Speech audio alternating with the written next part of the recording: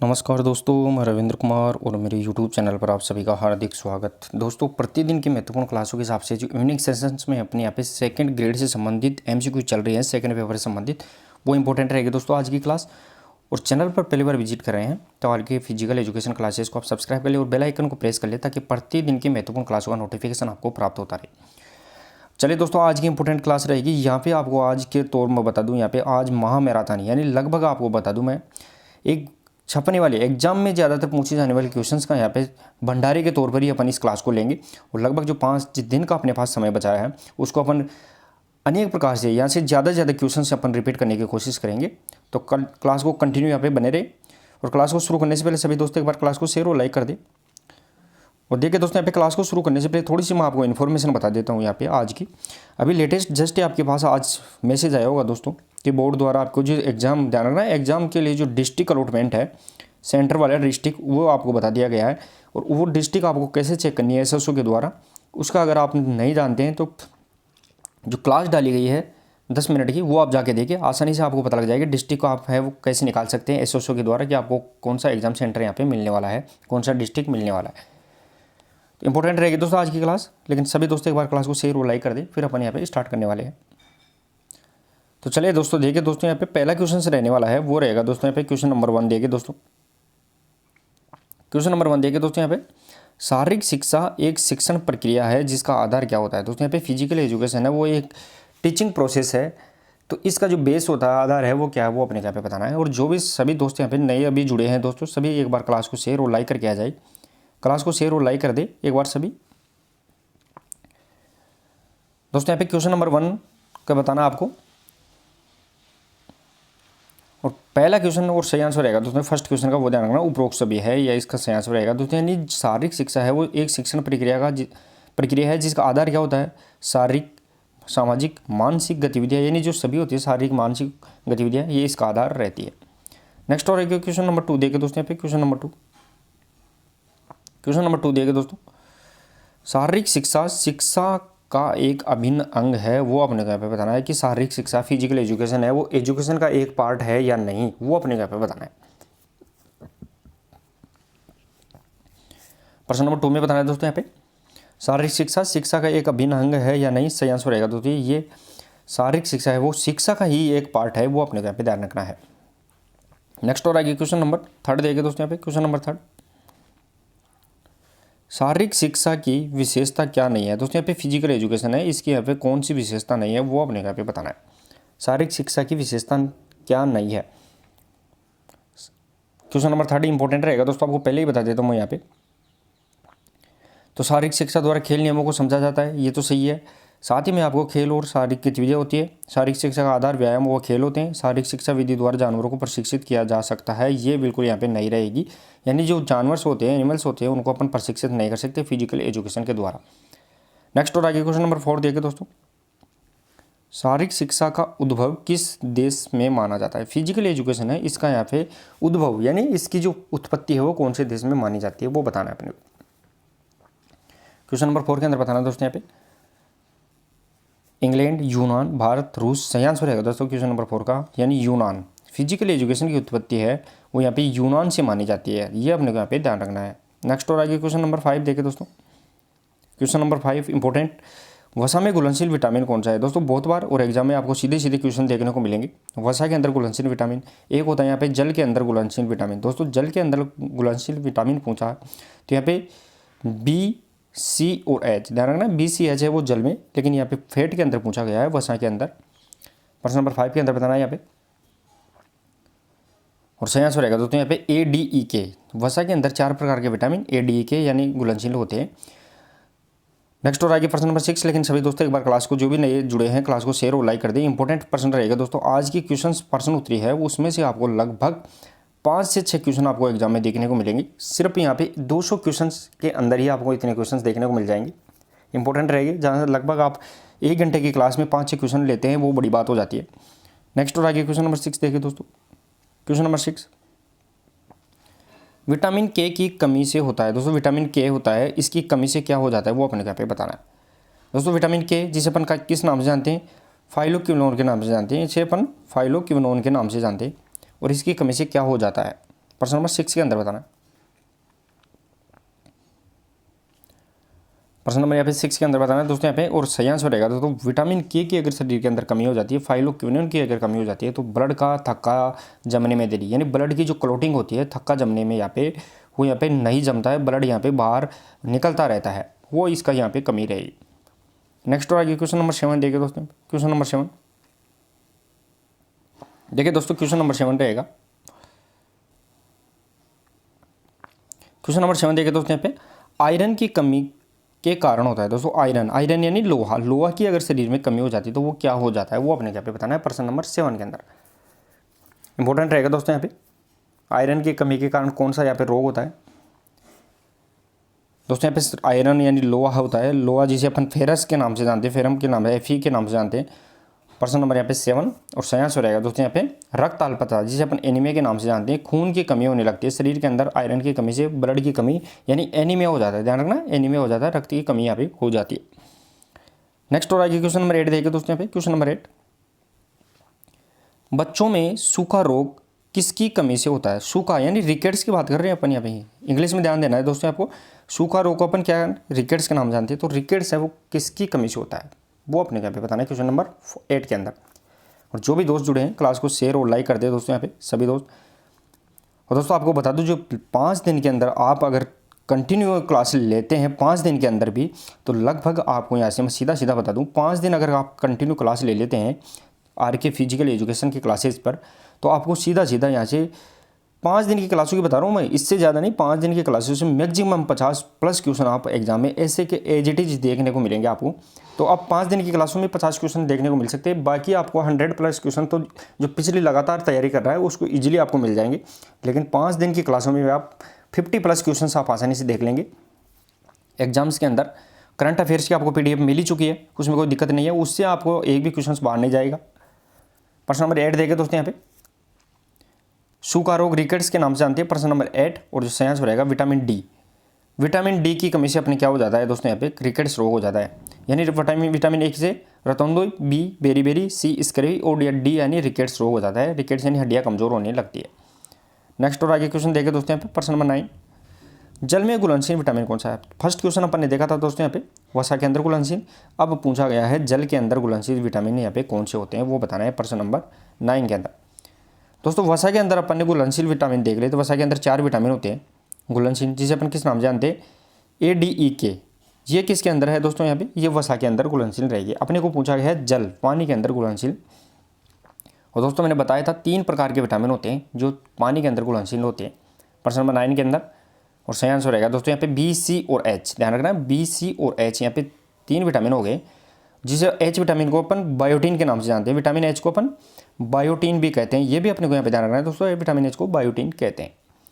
Next और आगे question देखिए दोस्तों यहाँ पे 10, संतुलित आहार में पाए जाते हैं। दोस्तों यहाँ पे संतुलित आहार है, इसमें क्या पाया जाता है वो बताना है। संतुलित आहार जिसे अपन बैलेंस डाइट के नाम से जानते हैं दोस्तों यहाँ पे बैलेंस डाइट, तो उसमें क्या पाया जाता है वो बताना है। वसा, प्रोटीन, कार्बोहाइड्रेट या उपरोक्त सभी। दोस्तों आपको बता दूं मैं यहाँ पे, संतुलित आहार होता है उसके 5 अवयव आपको देखने को मिलेंगे, उसके अंदर वसा, प्रोटीन, कार्बोहाइड्रेट प्लस यहाँ पे खनिज लवण यानी मिनरल्स और लास्ट वाला जल, ये इसको आपको 5 अवयव रहेंगे। तो प्रश्न नंबर 10 और जो सही आंसर रहेगा दोस्तों यहाँ पे उपरोक्त सभी, तो यहाँ पे कार्बोहाइड्रेट, प्रोटीन, वसा, खनिज लवण और जल यहाँ पे 5 के 5 यहाँ पे बैलेंस डाइट के यहाँ पे क्या रहेंगे, मुख्य तत्व रहेंगे दोस्तों, यहाँ पे ध्यान रखना है। नेक्स्ट और आगे क्वेश्चन नंबर 11 देखिए दोस्तों, वसा प्राप्ति का प्रमुख साधन क्या है। वसा की बात कर रहे हैं अपन, फैट अपने को लेना है तो उसका रिच सोर्स क्या है, साधन क्या है, वो बताना है अपने को यहाँ पे।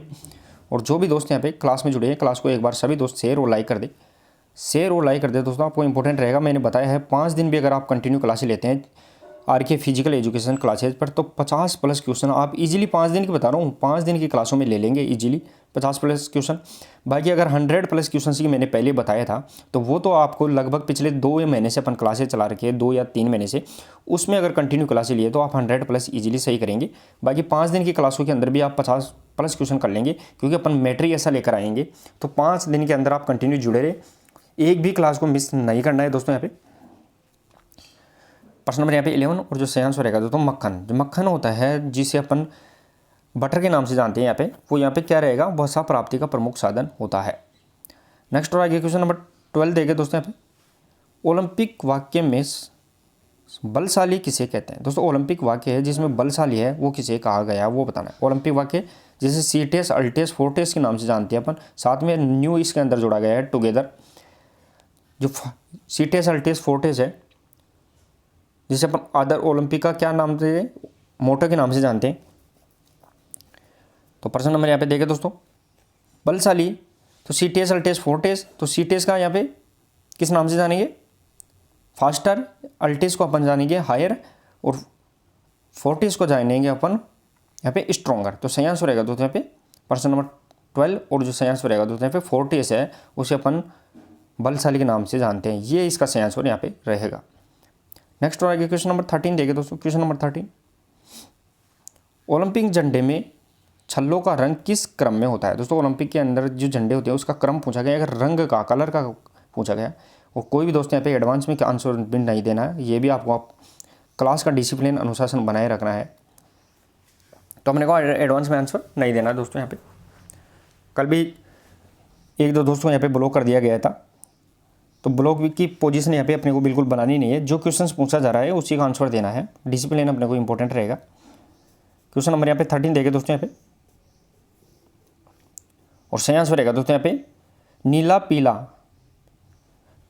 काला, हरा और लाल। इसका यहाँ पे BYBGR के नाम से जानते हैं अपन दोस्तों, यहाँ पे ध्यान रखना BYBGR, तो ये इसका कलर रहेगा।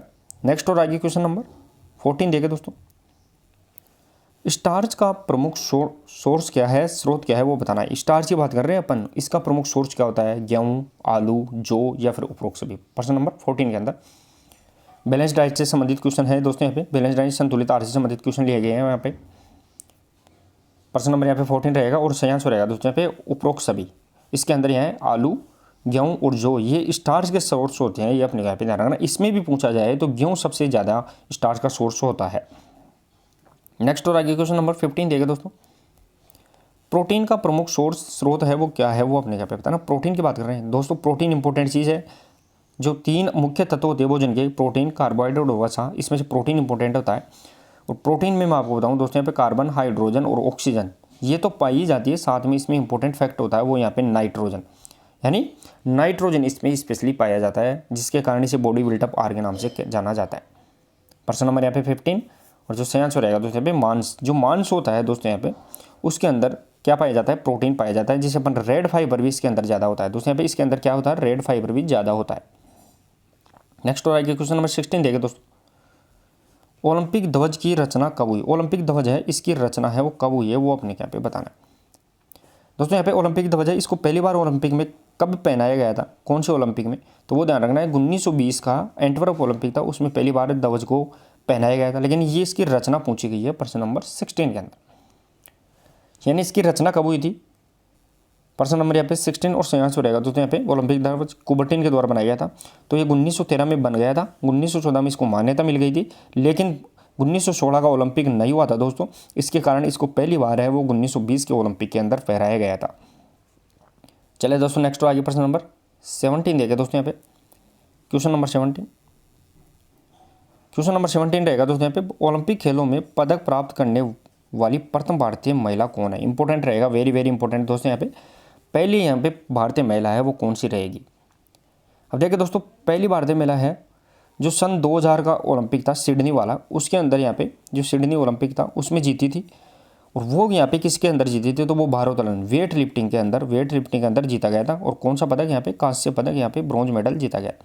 लेकिन किसके द्वारा जीता गया था, प्रश्न नंबर 17, और सही आंसर रहेगा दोस्तों यहाँ पे कर्णम मल्लेश्वरी के द्वारा यहाँ पे जीता गया था, जिसको वर्तमान में दिल्ली जो खेल यूनिवर्सिटी है, विश्वविद्यालय है, उसका यहाँ पे कुलपति भी बनाया गया है,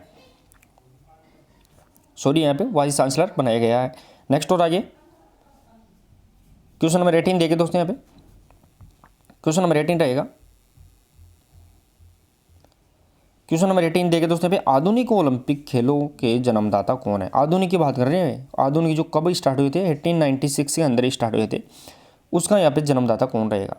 दोस्तों प्राचीन ओलंपिक खेलों की डेट भी याद रखनी है, 776 ईसा पूर्व स्टार्ट हुए थे और 394 में जाकर वो खत्म हो गए थे। तो यहाँ पे आधुनिक खेलों के जो जन्मदाता है, प्रश्न नंबर यहाँ पे 18, और जो सही आंसर रहेगा दोस्तों यहाँ पे कुबर्टिन, पीरियड कुबर्टिन है आधुनिक खेलों के जनक, ओलंपिक के जनक माने जाते हैं, वो अपने यहाँ पे ध्यान रखना है। नेक्स्ट और आगे क्वेश्चन नंबर 19 देखें दोस्तों यहाँ पे क्वेश्चन नंबर 19,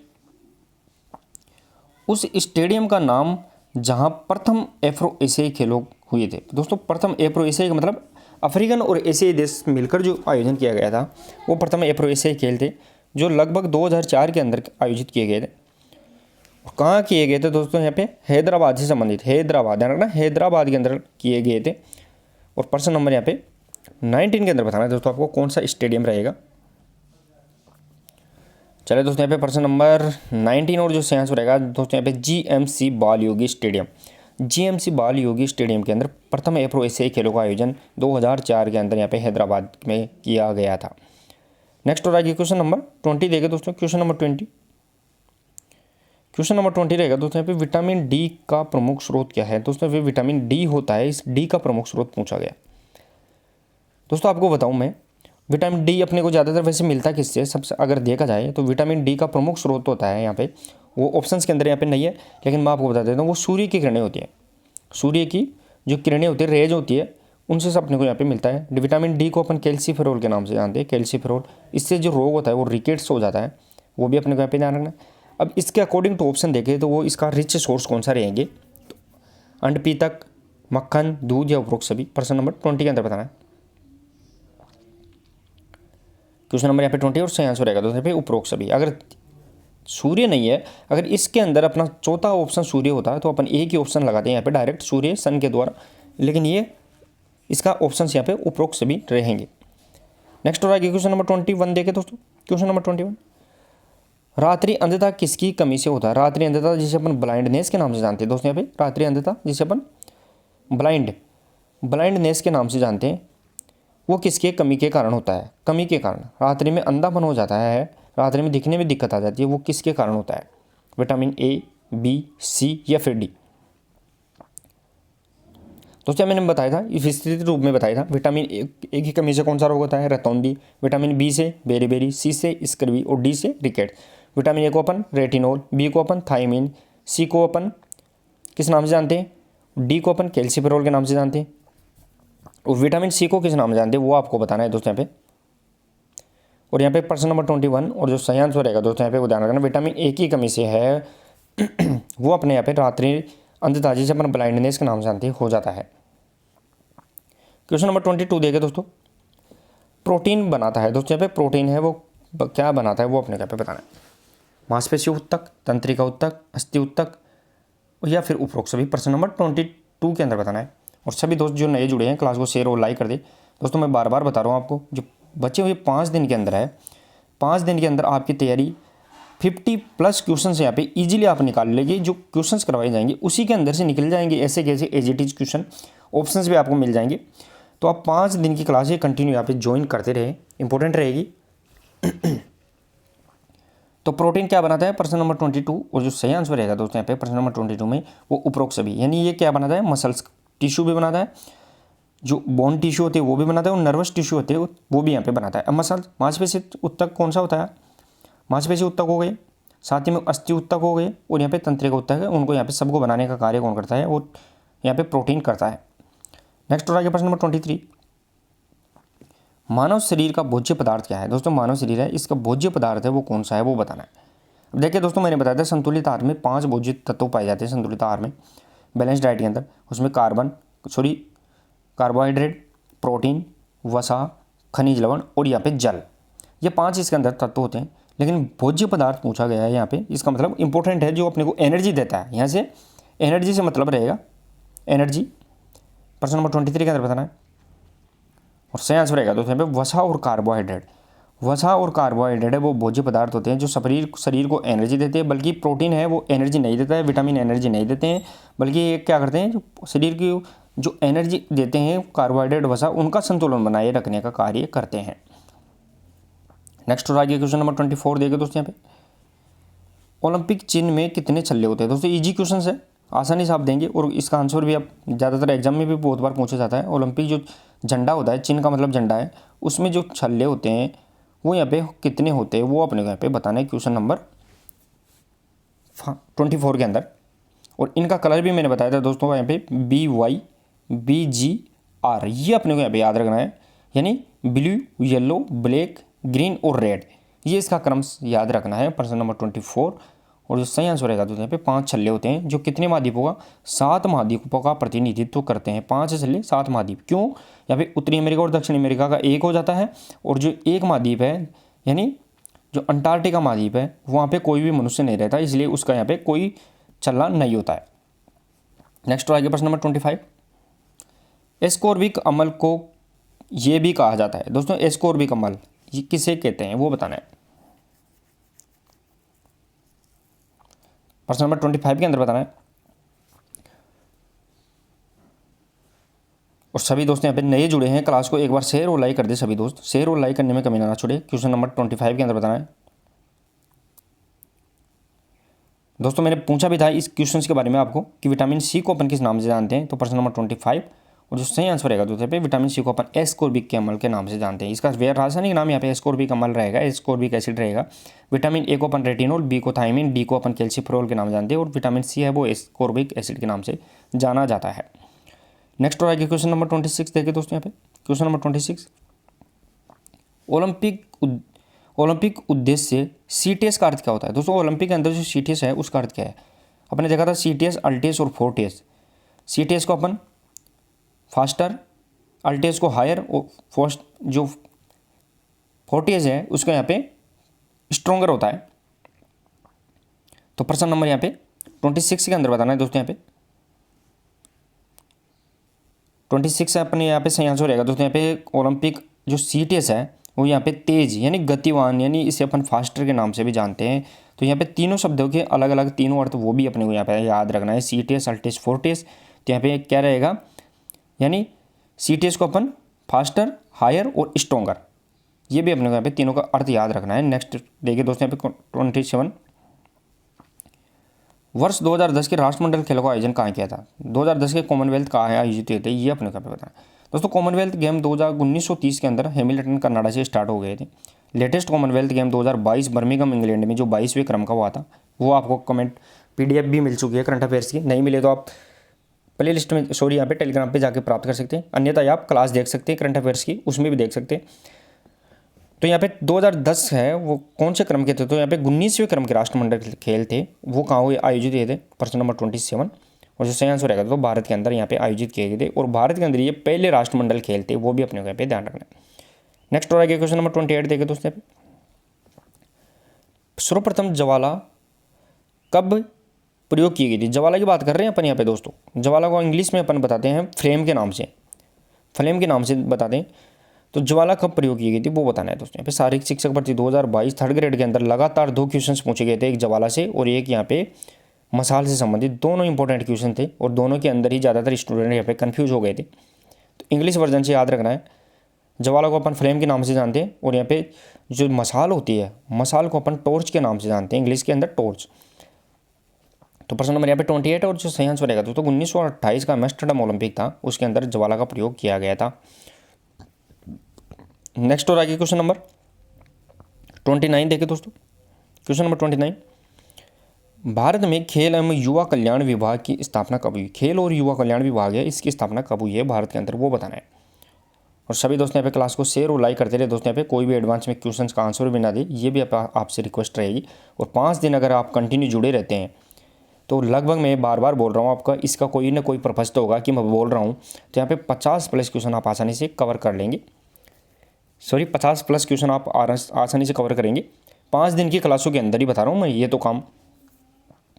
क्वेश्चन नंबर यहाँ पे 29 देखे दोस्तों यहाँ पे, और जो सही आंसर रहेगा दोस्तों यहाँ पे वो ध्यान रखना 1958 1958 के अंदर है, वो भारत में खेल और युवा कल्याण विभाग की स्थापना की गई थी। नेक्स्ट और आगे क्वेश्चन नंबर 30 देखे दोस्तों यहाँ पे, सूखा रोग किसकी कमी से होता है दोस्तों। यहाँ पे सूखा रोग, जिसे अगर इंग्लिश में देखें अपन सूखा रोग को, तो इसे अपन किस नाम से जानते हैं, सूखा रोग को रिकेट्स, इसे अपन रिकेट्स के नाम से जानते हैं। ध्यान रखना, सूखा रोग को इंग्लिश में अपन रिकेट्स के नाम से जानते हैं। तो ये किसकी कमी से होता है, विटामिन A, B, C या D। क्वेश्चन पहले भी पूछा गया था दोस्तों, अगर थोड़ा सा ध्यान दिया है तो रिपीट है क्वेश्चन। प्रश्न नंबर यहाँ पे 30 और जो सही आंसर रहेगा दोस्तों यहाँ पे विटामिन डी, जिसे अपन कैल्सीफेरॉल के नाम से जानते हैं, वो अगर विटामिन डी की कमी हो जाती है तो रिकेट्स रोग होता है। और रिकेट्स में अंदर क्या होता है, जो हड्डियाँ होती है, बोन होती है, जो अपनी बोन है वो कमज़ोर होने लग जाती है दोस्तों यहाँ पे, वो अपने यहाँ पे ध्यान रखना है। नेक्स्ट और आगे क्वेश्चन नंबर 31, सूर्य की रोशनी का स्रोत क्या है। दोस्तों यहाँ पे सूर्य की जो रोशनी है इससे यहाँ पे क्या मिलता है अपने को यहाँ पे बताना है दोस्तों। यहाँ पे बहुत इंपॉर्टेंट है, इजी क्वेश्चन से पूछा जाता है।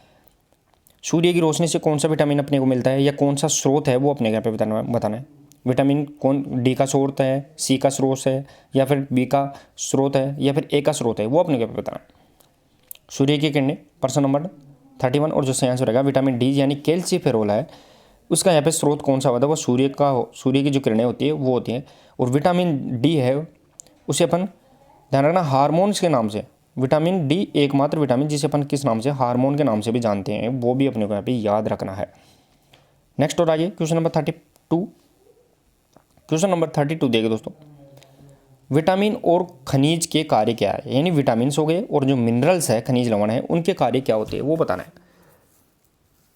दोस्तों मैंने बताया था आपको कि शरीर के अंदर है, प्रश्न नंबर 32 के अंदर बताना आपको तो कि शरीर के अंदर है वो दो पदार्थ यहाँ पे आपको ऊर्जा देने का कार्य करते हैं, एक वसा होता है और दूसरा यहाँ पे कार्बोहाइड्रेट होता है, जो दोनों हैं वो शरीर में ऊर्जा देते हैं। बाकी प्रोटीन, साथ ही के अंदर विटामिन, खनिज लवण और जल, ये शरीर को ऊर्जा देने का कार्य नहीं करते हैं, बल्कि प्रश्न नंबर 32 का सही आंसर रहेगा दोस्तों यहाँ पे ये संरक्षण और नियमन यानी प्रोटेक्शन और रेगुलेशन बनाने का कार्य करते हैं। शरीर के अंदर जो कंट्रोल है, संतुलन है, उसको बनाने का कार्य करते हैं। नेक्स्ट और आगे क्वेश्चन नंबर देखिए दोस्तों 33, क्वेश्चन नंबर 33, दूध तथा दूध से बने पदार्थ तथा मछली का तेल मुख्य स्रोत किसके हैं वो अपने को बताना है। दोस्तों दूध हो गया, दूध से बने पदार्थ हो गए, जैसे कोई भी दूध से बना हुआ, जैसे पनीर है, मक्खन है, और जो मछली का तेल होता है वो किसके सोर्स होते हैं वो बताना है।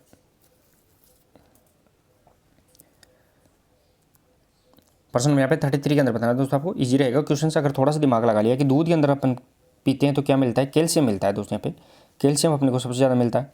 साथ ही में दोस्तों यहाँ पे मछली है तो यहाँ पे विटामिन डी, जिसे अपन कैल्सीफेरॉल के नाम से जानते हैं, तो यहाँ पे विटामिन डी का मुख्य सोर्स तो अपने सूर्य की किरणें हो गई, लेकिन यहाँ पे दूध हो गया, तेल, मछली का तेल हो गया, ये भी अपने को यहाँ पे विटामिन डी का ही उपयोग करते हैं, कार्य करते हैं।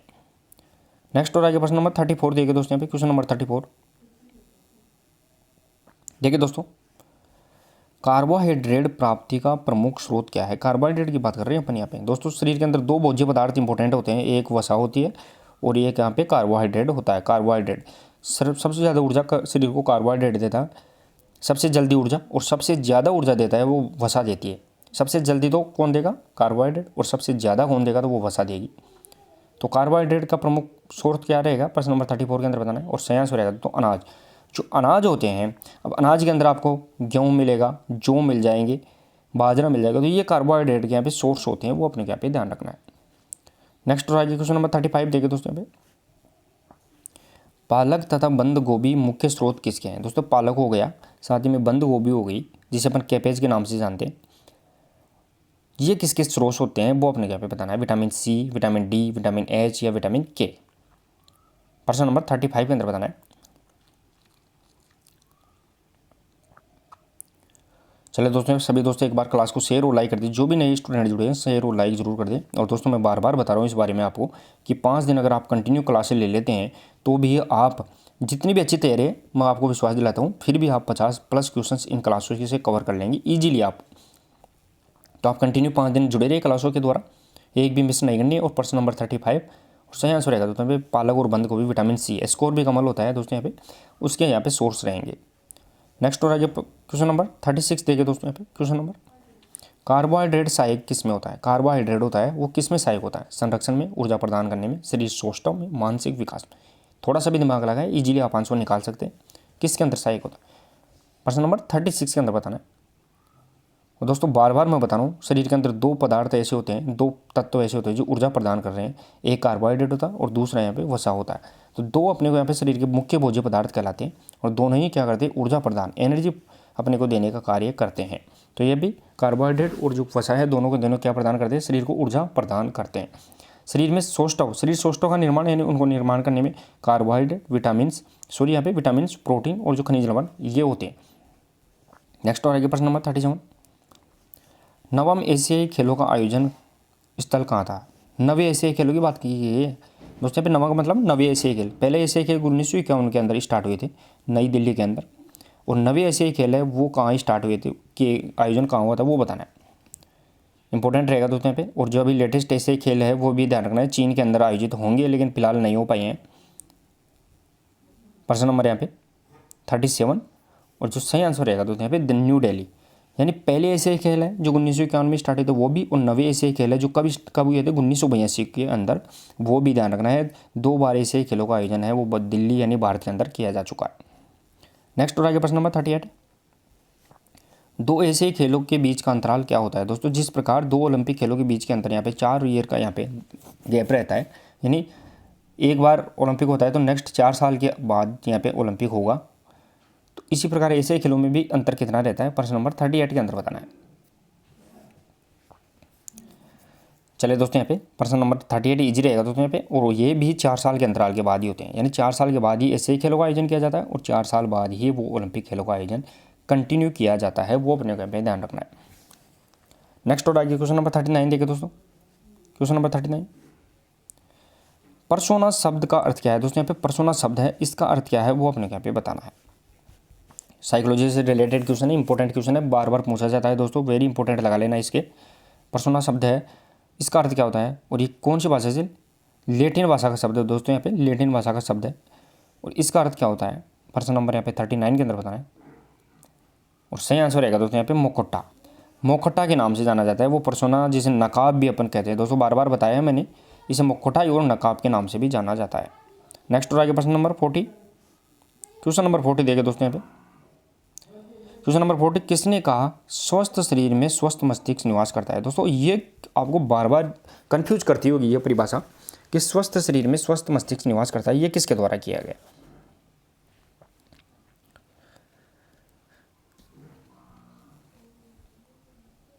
प्रश्न नंबर यहाँ पे 40 के अंदर बताना दोस्तों यहाँ पे।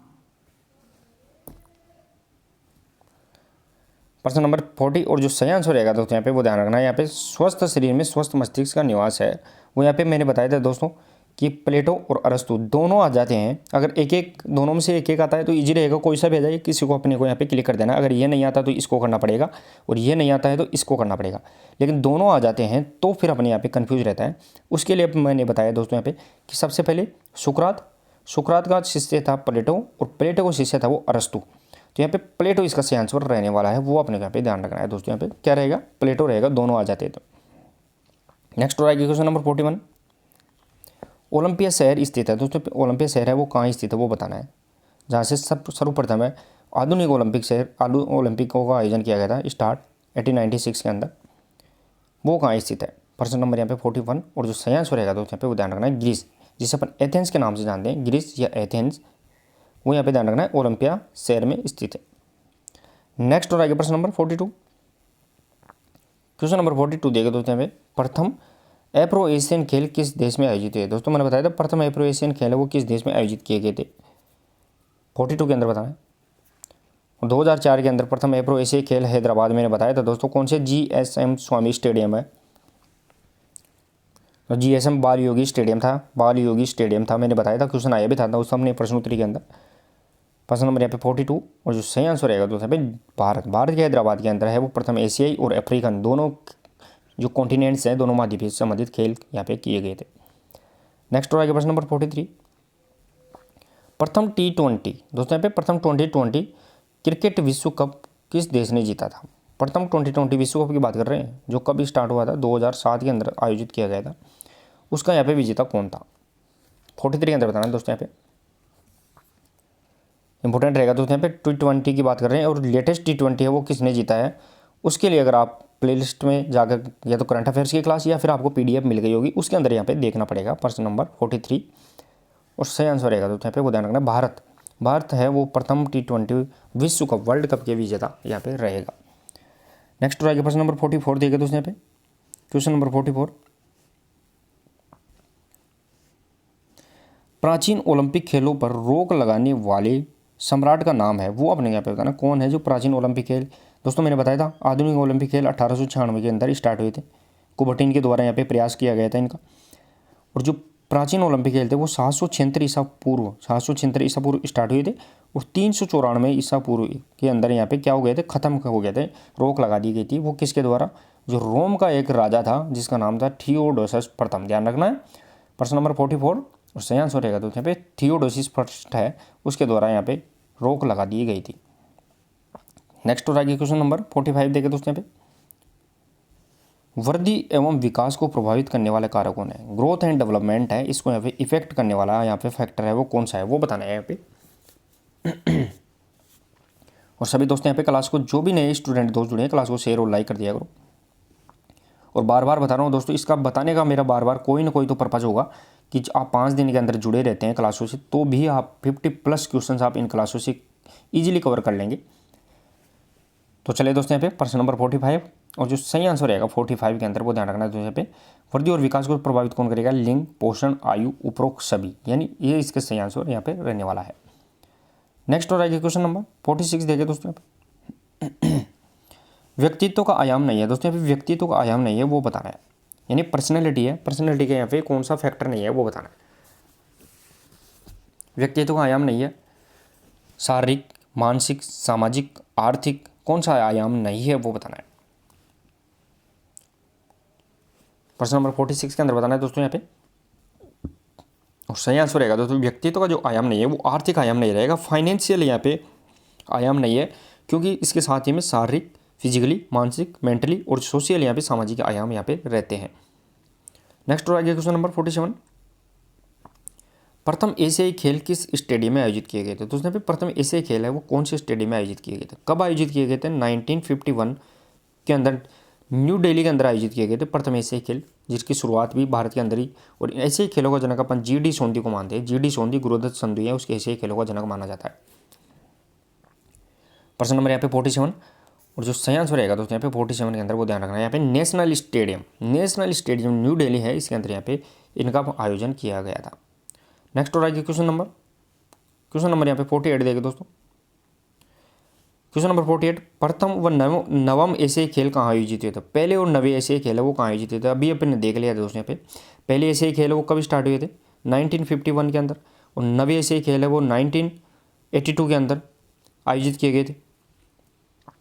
अब ये दोनों के दोनों हैं वो कहाँ आयोजित किए गए थे वो अपने यहाँ पे बताना है। पहले एशियाई खेल 1951, नवे एशियाई खेल 1982 के अंदर, और दोनों के दोनों है वो ध्यान रखना है। प्रश्न नंबर 48 का सही आंसर रहेगा दोस्तों यहाँ पे भारत के अंदर आयोजित किए गए थे। कहाँ आयोजित किए गए दोस्तों यहाँ पे, भारत के अंदर आयोजित किए गए थे।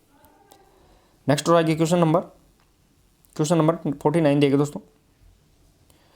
ओलंपिक खेल 2012 का आयोजन स्थल कहाँ था। दोस्तों ओलंपिक खेल 2012 ये बहुत पूछा गया है, आपको अब लेटेस्ट याद रखना है, ये तो अपना क्वेश्चन है, ये तो आपको बताना ही है। अब आपको याद रखना है 2016 और जो 2020 और साथ ही में 2024 ये ओलंपिक आपको याद रखना है। तो 2016 का तो कहाँ हुआ था, रियो डी जनेरियो ब्राज़ील के अंदर हुआ था। 2020 का टोक्यो अभी लेटेस्ट हुआ है जो 32वें क्रम का था। अभी जो आगे होने वाला है 33वें क्रम का 2024 के अंदर, वो यहाँ पे ध्यान रखना है पेरिस फ्रांस के अंदर वो 33वें क्रम का आयोजित होगा। तो नेक्स्ट एक अपने को आगे, एक इसके पीछे वाला और लेटेस्ट अपने को याद रखना ही है। तो प्रश्न नंबर 49 और जो सही आंसर रहेगा तो यहाँ पे वो ध्यान रखना है 2012 का लंदन ओलंपिक यहाँ पे आयोजित किया गया था। नेक्स्ट और आगे क्वेश्चन नंबर 50 देखे दोस्तों। किसने कहा कि शिक्षा जीवन पर्यंत चलने वाली प्रक्रिया, ये किसके द्वारा कहा है कि जो शिक्षा है वो जीवन पर्यंत चलने वाली प्रक्रिया रहती है। 50 के अंदर बताना इंपॉर्टेंट रहेगा दोस्तों यहाँ पे, शिक्षा जीवन पर्यंत चलती रहती है। और सही आंसर रहेगा दोस्तों डॉक्टर राधाकृष्णन। प्रश्न नंबर 50, डॉक्टर राधाकृष्णन जो भारत के पहले यहाँ पे उपराष्ट्रपति थे, उसके द्वारा यहाँ पे कहा गया है कि जो जीवन पर्यंत चलती है वो शिक्षा होती है। नेक्स्ट और आगे प्रश्न नंबर 51, विश्व स्वास्थ्य संगठन की स्थापना कब हुई। WHO की बात कर रहे हैं अपन यहाँ पे दोस्तों, विश्व स्वास्थ्य संगठन जिसे अपन WHO वर्ल्ड हेल्थ ऑर्गेनाइजेशन के नाम जानते हैं, जिसकी स्थापना है वो 7 अप्रैल, ध्यान रखना 7 अप्रैल 1948। प्रश्न नंबर 51 7 अप्रैल 1948 के अंदर की गई थी, और इसका मुख्यालय है वो कहाँ स्थित है, जेनेवा स्विट्जरलैंड के अंदर इसका मुख्यालय रहेगा। ये अपने को यहाँ पे याद रखना है। नेक्स्ट और आगे क्वेश्चन नंबर 52 देगा दोस्तों। क्वेश्चन नंबर 52, शारीरिक शिक्षा का स्वर्ण काल किस काल को माना जाता है। फिजिकल एजुकेशन का गोल्डन टाइम है वो किसे माना जाता है वो बताएं। दोस्तों यहाँ पे फिजिकल एजुकेशन का गोल्डन टाइम पीरियड पूछा गया है। अगर आपको यूनान का स्वर्णकाल पूछे, यहाँ पे यूनान का स्वर्णकाल पूछे तो वो यहाँ पे उत्तर एथेंस काल आ जाएगा। लेकिन यहाँ पे शारीरिक शिक्षा का स्वर्णकाल पूछा गया है प्रश्न नंबर 52 के अंदर, तो भी यहाँ पे एथेंस काल आएगा और एथेंस काल यहाँ पे सही आंसर रहेगा। वैसे अगर पूछा जाए कि यूनान का स्वर्णकाल किसे कहते हैं, यूनान की बात कर रहे हैं अपन यहाँ पे यूनान का, तो वो एथेंस का कौन सा काल, उत्तर एथेंस काल आ जाएगा, ध्यान रखना उत्तर एथेंस काल रहेगा। लेकिन यहाँ पे शारीरिक शिक्षा का स्वर्णकाल वो सिर्फ एथेंस काल ही रहेगा। नेक्स्ट और आगे क्वेश्चन नंबर 53 देगा दोस्तों। यहाँ पे WHO का पूरा नाम क्या है। दोस्तों अभी जस्ट मैंने बताया है थोड़ी देर पहले ही, WHO जिसकी स्थापना कब हुई थी, 7 अप्रैल, ध्यान रखना कब हुई थी, 7 अप्रैल 1948 को हुई थी। और इसका मुख्यालय भी मैंने बताया था जेनेवा स्विट्जरलैंड के अंदर है, जेनेवा स्विट्जरलैंड। और ये इसके अंदर है, वो इसका पूरा नाम WHO का क्या रहेगा, प्रश्न नंबर 53 के अंदर बताना है। और सही आंसर रहेगा दोस्तों यहाँ पे world health organisation, WHO world health organisation, विश्व स्वास्थ्य संगठन के नाम से जाना जाता है। नेक्स्ट और आगे क्वेश्चन नंबर 54 देगा दोस्तों। यहाँ पे ओलंपिक ध्वज के द्वितीय छल्ले का रंग कौन सा होता है। दोस्तों ओलंपिक के अंदर ध्वज होता है, इस ध्वज के अंदर मैंने बताया था कितने छल्ले होते हैं, इजीली आपको याद होगा, 5 छल्ले इसके अंदर यहाँ पे होते हैं। तो यहाँ पे द्वितीय छल्ले की बात कर रहे हैं अपन, उसका कलर कौन सा होता है। इसके लिए मैंने ट्रिक बताई थी आपको याद करने की, BYBGR, ये अपने को यहाँ पे याद रखना है, blue, yellow, black, green and red. तो दूसरा कलर यहाँ पे वाई, तो वाई मतलब येलो, पीला, प्रश्न नंबर 54। और जो सही आंसर रहेगा तो यहाँ पे द्वितीय कलर जो छल्ला है, रिंग है, उसके यहाँ पे कलर येलो रहेगा, पीला यहाँ पे रहेगा। नेक्स्ट और आगे क्वेश्चन नंबर 55 देखें दोस्तों। शारीरिक शिक्षा का उद्देश्य क्या है, फिजिकल एजुकेशन का यहाँ पे उद्देश्य क्या होता है। दोस्तों अगर एक ऑप्शन से आपको मिल जाता है सर्वांगीण विकास, सर्वांगीण विकास, तो आपको आंख बंद करके यहाँ पे ऑप्शंस लगा देना है। लेकिन इसके अंदर यहाँ पे सर्वांगीण विकास नहीं है, तो शारीरिक विकास, मानसिक विकास, सामाजिक विकास, अगर इनको भी सभी को एक साथ माने तो वो सर्वांगीण विकास ही होता है। तो प्रश्न नंबर यहाँ पे 55 और सही आंसर रहेगा तो यहाँ पे उपरोक्त सभी, वो यहाँ पे क्या रहेगा, शारीरिक शिक्षा के उद्देश्य होते हैं शारीरिक विकास यानी physically development, mental development, social development यानी ओवरऑल डेवलपमेंट, जिसे अपन सर्वांगीण विकास के नाम से जानते हैं। नेक्स्ट हो रहेगी क्वेश्चन नंबर 56।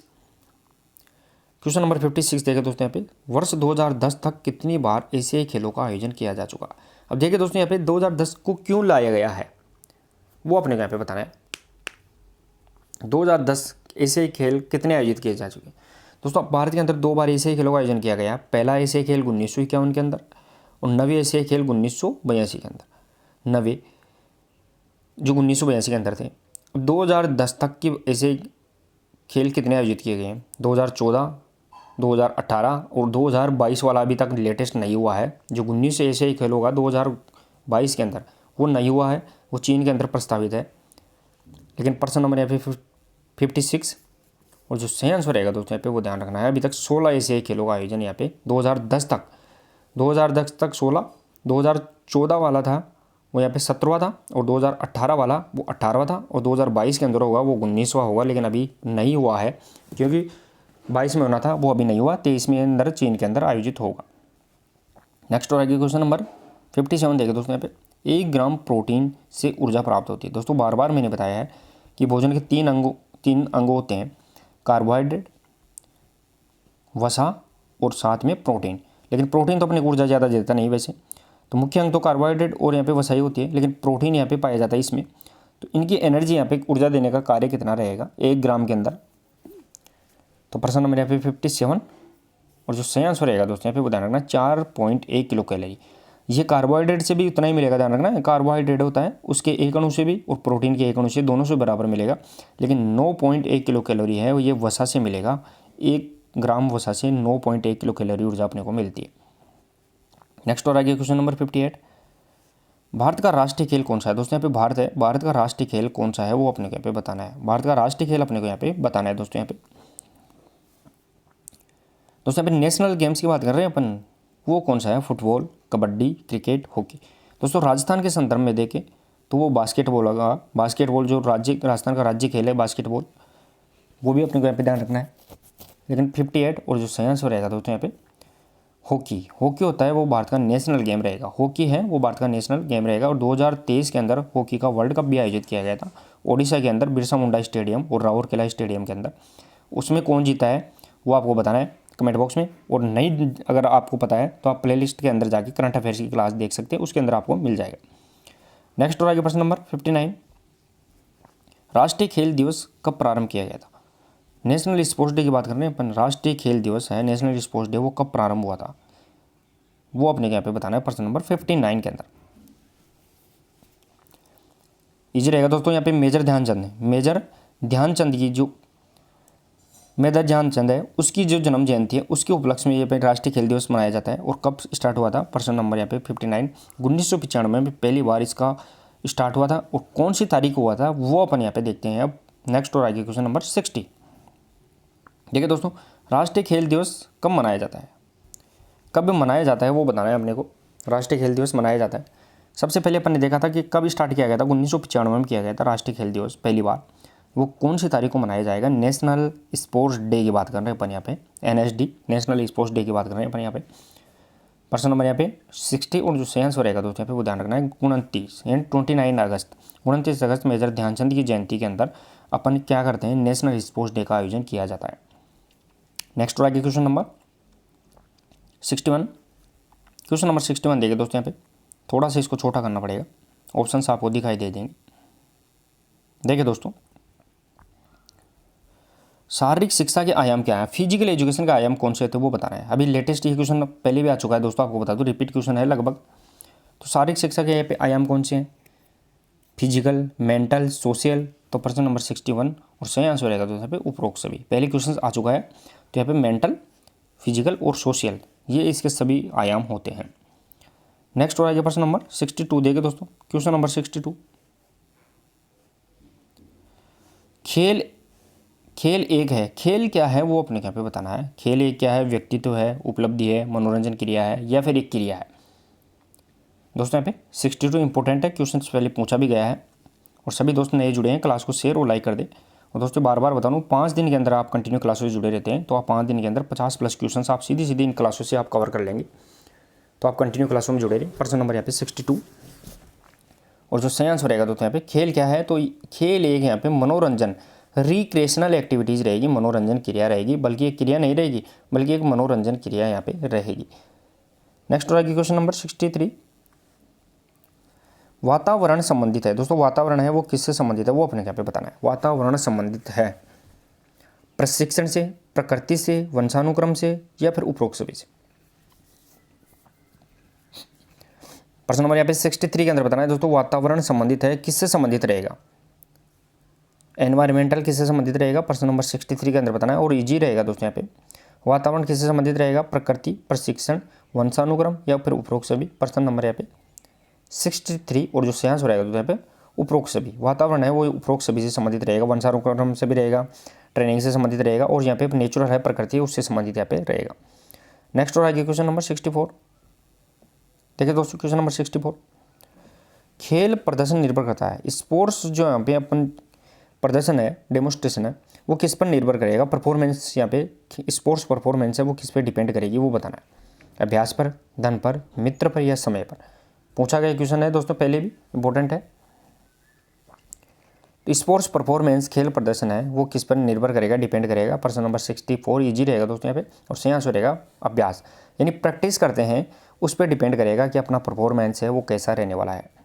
नेक्स्ट और आगे क्वेश्चन नंबर 65 देखिए दोस्तों यहाँ पे, क्वेश्चन नंबर 65 देखिए दोस्तों, थोड़ा सा छोटा और कर देता हूँ। 65 देखिए दोस्तों 65 रहेगा यहाँ पे।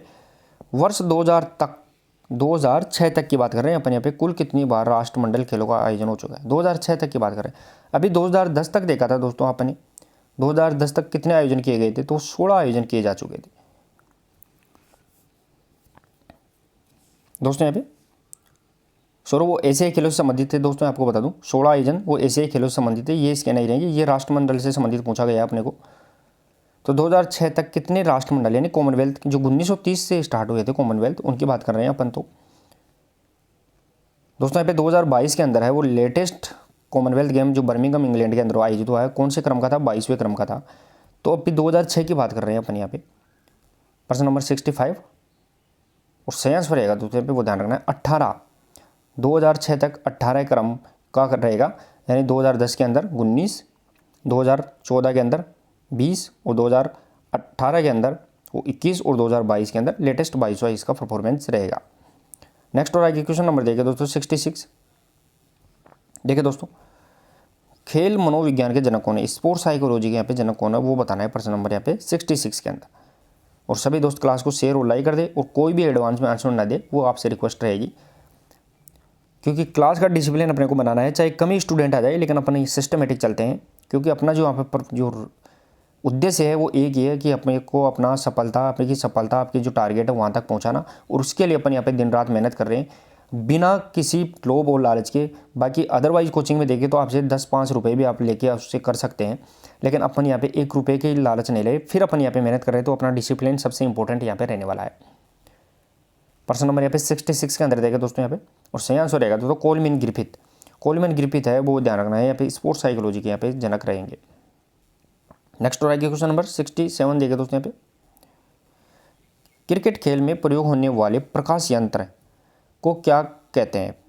देखिए दोस्तों यहाँ पे क्रिकेट के अंदर जो प्रकाश यंत्र होता है, यानी रोशनी का चेक करने वाला, कि जो लाइट होती है वो अगर लाइट कम हो जाती है तो अपन मैच नहीं करवाते, मैच रोक देते हैं बीच में, बेड लाइट के नाम से जानते हैं उसे, बेड लाइट हो जाती है। तो रोशनी को चेक करने का लिए जो प्रकाश को चेक करने का यंत्र है उसे अपन किस नाम से जानते हैं। प्रश्न नंबर 67 के अंदर बताना है दोस्तों यहाँ पे, क्रिकेट में खेल प्रयोग होने वाले प्रकाश यंत्र को क्या कहते हैं, और सही आंसर रहेगा दोस्तों इसे अपन लक्स मीटर के नाम से जानते हैं। इसे अपन किस नाम से जानते हैं 67 के अंदर, इसे अपन लक्स मीटर के नाम से जानते हैं। नेक्स्ट और आगे क्वेश्चन नंबर 68 देखिए दोस्तों, भारतीय रेड क्रॉस सोसाइटी की स्थापना कब हुई। रेड क्रॉस सोसाइटी की बात कर रहे हैं अपन, इसकी स्थापना कब हुई है वो बताना है प्रश्न नंबर 68 के अंदर। दोस्तों वैसे देखा जाए रेड क्रॉस सोसाइटी की स्थापना 1863 को यहाँ पे हुई थी, 1863 संबंधित है, लेकिन भारत के अंदर पूछा गया है रेड क्रॉस सोसाइटी के, इसकी स्थापना कब हुई है प्रश्न नंबर यहाँ पे 68 के अंदर बताना है। और जो सही आंसर रहेगा दोस्तों 1920 को यहाँ पे भारत के अंदर रेड क्रॉस सोसाइटी की स्थापना की गई थी। और 1920 के अंदर ही है वो YMCA की स्थापना भी भारत के अंदर की गई थी। नेक्स्ट और आगे प्रश्न नंबर 69, क्वेश्चन नंबर 69 देखें दोस्तों, मानव में क्रोमोसोम की संख्या कितनी होती है। क्रोमोसोम का मतलब यहाँ पे गुणसूत्र से संबंधित है, जिसकी क्रोमोसोम शब्द है ये वाल्डेयर के द्वारा यहाँ पे दिया गया था, वाल्डेयर मोदिया के द्वारा। तो इनकी संख्या पूछी गई है, और संख्या किस में रहेगी दोस्तों, वो जोड़े के अंदर पूछी गई है। अगर नॉर्मली संख्या पूछी जाए क्रोमोसोम की गुणसूत्र की तो अपनी यहाँ पे 46 होती है। कितनी संख्या रहेगी 46 रहेगी, लेकिन यहाँ पे कितनी जोड़ी रहेगी प्रश्न नंबर 69, और सही आंसर रहेगा दोस्तों 23 जोड़ी होती है। 23 जोड़ी से अंदर पुरुष और महिला के अंदर 22 जोड़ी दोनों के अंदर समान रहती है। वैसे 22 जोड़ी क्या 23 महिला के अंदर तो 23 की 23 जोड़ी यहाँ पे XX गुणसूत्र होती है, लेकिन पुरुष के अंदर 22 जोड़ी XX रहेंगी, और जो 23वीं जोड़ी है वो XY है, जिसे अपन लैंगिक गुणसूत्र के नाम से जानते हैं। वो इंपॉर्टेंट है, यहाँ पे ध्यान रखना है। नेक्स्ट आगे प्रश्न नंबर 70, भारत ने ओलंपिक हॉकी में कितने स्वर्ण पदक जीते हैं। दोस्तों बहुत बार अपन इस क्वेश्चन को कर लिया है, इंपॉर्टेंट भी रहेगा। भारत ने अंतिम बार गोल्ड मेडल हॉकी के अंदर कौन से ओलंपिक में जीता था। दोस्तों यहाँ पे अंतिम बार है वो कौन से ओलंपिक के अंदर भारत ने हॉकी के अंदर गोल्ड मेडल जीता था वो बताना है। साथ ही में मैं आपको बताऊं भारत ने अंतिम बार ओलंपिक के अंदर हॉकी के अंदर मेडल कब जीता है, तो वो 2020 का टोक्यो ओलंपिक रहेगा, जिसमें अंतिम बार भारत ने हॉकी में पदक जीता है, वो कांस्य पदक यहाँ पे जीत लिया है। तो प्रश्न नंबर यहाँ पे 70 और जो सही आंसर रहेगा दोस्तों यहाँ पे वो ध्यान रखना है, 8 गोल्ड मेडल भारत ने अब तक जीते हैं। पहला गोल्ड मेडल 1928 के अंदर, और जो अंतिम गोल्ड मेडल था वो यहाँ पे मैंने पूछा है, वो यहाँ पे ध्यान रखना है 1980 का मास्को ओलंपिक के अंदर जीता गया था। नेक्स्ट और आगे क्वेश्चन नंबर 71, स्वस्थ व्यक्ति का सामान्य रक्तदाब कितना होता है। यानी स्वस्थ यानी बिल्कुल फिट जाती है, वेलनेस है उसका व्यक्ति का यहाँ पे सामान्य रक्तदाब, नॉर्मल ब्लड प्रेशर है वो कितना रहेगा, वो अपने क्या पे बताना। दोस्तों BP है, ब्लड प्रेशर का मतलब BP है। BP का अपन मापन किसके द्वारा करते हैं, तो वो अपने को ध्यान रखना है स्फेग्मोमेनोमीटर के द्वारा किया जाता है। और प्रश्न नंबर 71 और सही आंसर रहेगा दोस्तों 120/80 mmHg होता है, लेकिन यहाँ पे 80-120 दे रखा है, तो अपने को ऑप्शन यहाँ पे यही रखना है। वैसे अगर देखा जाए तो 120/80 mmHg ये होता है, यानी जो सिस्टोलिक होता है वो यहाँ पे 120 और डायस्टोलिक होता है वो यहाँ पे 80 रहेगा। ये अपने को यहाँ पे फैक्ट याद रखना है। नेक्स्ट और आगे क्वेश्चन नंबर 72, सामान्य व्यक्ति की प्रति मिनट सामान्य हृदय धड़कन कितनी होती है। हार्ट बीट यहाँ पे पूछी गई है सामान्य नॉर्मल व्यक्ति की पूछी गई है, कोई खिलाड़ी या ट्रेनिंग के वक्त की नहीं पूछी गई है। प्रश्न नंबर 72 के अंदर बताना है सामान्य व्यक्ति की प्रति मिनट हृदय धड़कन कितनी होती है। अगर एग्जिट देखा जाए प्रश्न नंबर 72 के अंदर, एग्जिट देखे अपन यहाँ पे, तो वो अपन यहाँ पे 72 लगभग रहती है। लेकिन यहाँ पे ऑप्शन के अकॉर्डिंग देखना है तो 72 इसके अंदर भी नहीं आ रहा है, इसके अंदर भी नहीं आ रहा है, 72 इसके अंदर भी नहीं आ रहा है, तो अपना ऑप्शन यहाँ पे रहेगा वो यहाँ पे देखिए दोस्तों 60 to 100 यहाँ पे हो सकती है, वो इसका आंसर रहेगा दोस्तों। नेक्स्ट और आगे क्वेश्चन नंबर 73, किसने कहा खेल को खेल की भावना से खेलो। किसके द्वारा कहा गया है कि खेल को खेल की भावना से ही खेलना चाहिए, उसमें लड़ाई झगड़े नहीं होने चाहिए, उसमें किसी द्वेष ईर्ष्या भाव नहीं होना चाहिए, मतलब खेल को खेल की भावना से मनोरंजन तरीके से अपने को खेलना चाहिए। प्रश्न नंबर 73 के अंदर बताना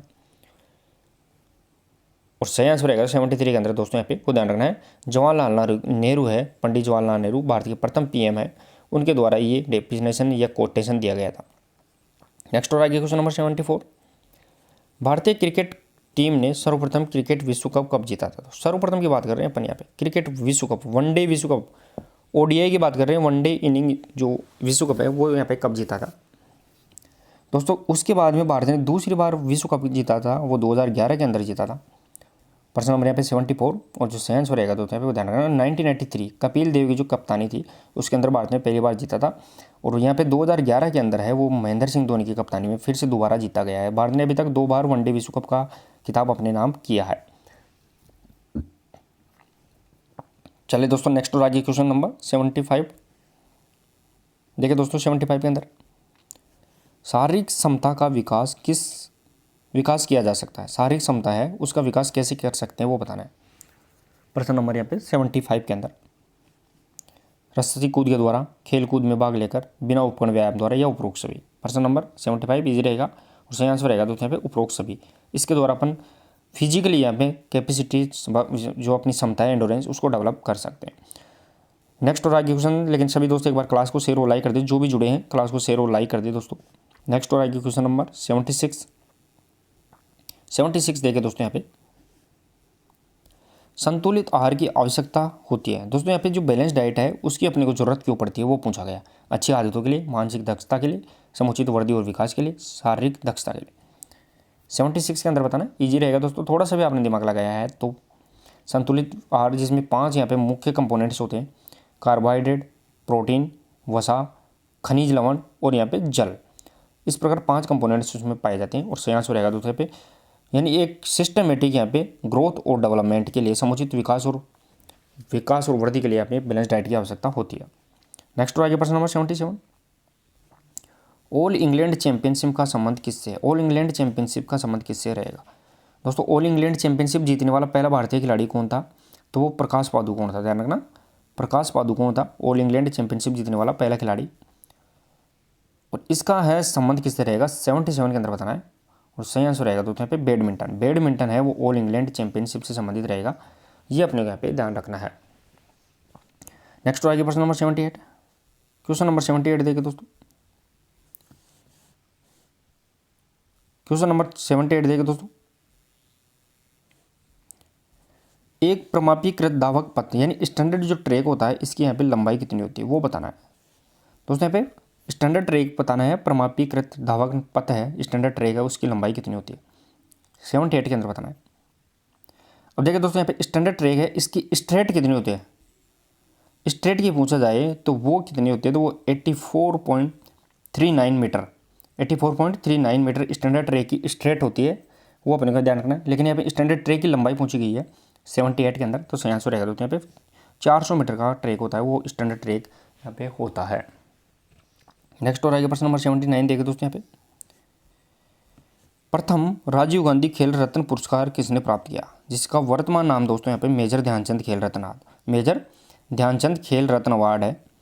ध्यान रखना वो यहाँ पे मेजर ध्यानचंद खेल रत्न अवार्ड इसका वर्तमान रहेगा, वो यहाँ पे सर्वप्रथम किसके द्वारा प्राप्त किया गया था, जिसकी स्थापना 1991 के अंदर की गई थी और इसके अंदर 25 लाख रुपए की इनामी राशि दी जाती है। प्रश्न नंबर 79 और सही आंसर रहेगा दोस्तों विश्वनाथन आनंद जो शतरंज के यहाँ पे खिलाड़ी है उसको सबसे पहले प्राप्त किया गया था। नेक्स्ट आगे प्रश्न नंबर 29, 2009 में राजीव गांधी खेल रत्न पुरस्कार किसे जीता है। दोस्तों वैसे अपने को लेटेस्ट इतना पुराना याद नहीं रखना है, इसका ऑप्शन अपने को ध्यान रखना है वो उपरोक्त सभी रहेगा, लेकिन फिर भी मैं आपको बता दूं सुशील कुमार हो गया, मेरी कॉम हो गई और विजेंद्र कुमार, इनको याद तो रखना है अपने को यहाँ पे कि इनको वर्तमान मेजर ध्यानचंद खेल रत्न अवार्ड प्राप्त हो चुका है। वैसे अपने को 2022 से संबंधित लेटेस्ट जो अचंता शरत कमल को मिला है, टीटी से संबंधित खिलाड़ी है अचंता शरत कमल, वो अपने को यहाँ पे इंपॉर्टेंट याद रखना है। नेक्स्ट और आगे क्वेश्चन नंबर 81, प्राचीन ओलंपिक खेलों का प्रारंभ कब हुआ था। दोस्तों प्राचीन ओलंपिक खेल में बार बार बता रहा हूँ इनका प्रारंभ कब हुआ था। आधुनिक ओलंपिक खेल है वो 1896 1986 के अंदर कोबर्टिन के द्वारा चालू किए गए थे, और वो यहाँ पे वर्तमान ओलंपिक रहेगा वो 32वें क्रम का ओलंपिक 2020 से संबंधित रहेगा, टोक्यो ओलंपिक। लेकिन प्राचीन की बात कर रहे हैं और सयांश रहेगा 81 के अंदर, वो ध्यान रखना है भाई 776 ईसा पूर्व, यानी बिफोर क्राइस्ट, ईसा के जन्म से पूर्व, वो मैं बार बार बता रहा हूँ। और इसका जो समापन है वो 394 के अंदर यहाँ पे किया गया था थियोडोसस प्रथम के द्वारा, जो रोम के यहाँ पे राजा थे। नेक्स्ट और आगे प्रश्न नंबर 82, ऐसे खेलों की शुरुआत करने का श्रेय किसे दिया जाता है। ऐसे खेलों के जनक है वो किसे है, या ऐसे खेलों का जनक श्रेय है वो स्टार्ट कौन से देश को दिया जाता है। दोस्तों ऐसे खेलों की शुरुआत प्रथम बार 1951 के अंदर हुई थी, और इनका जनक है वो GD सोंदी, गुरुदत्त सोंदी रहेगा ऐसे खेलों का जनक।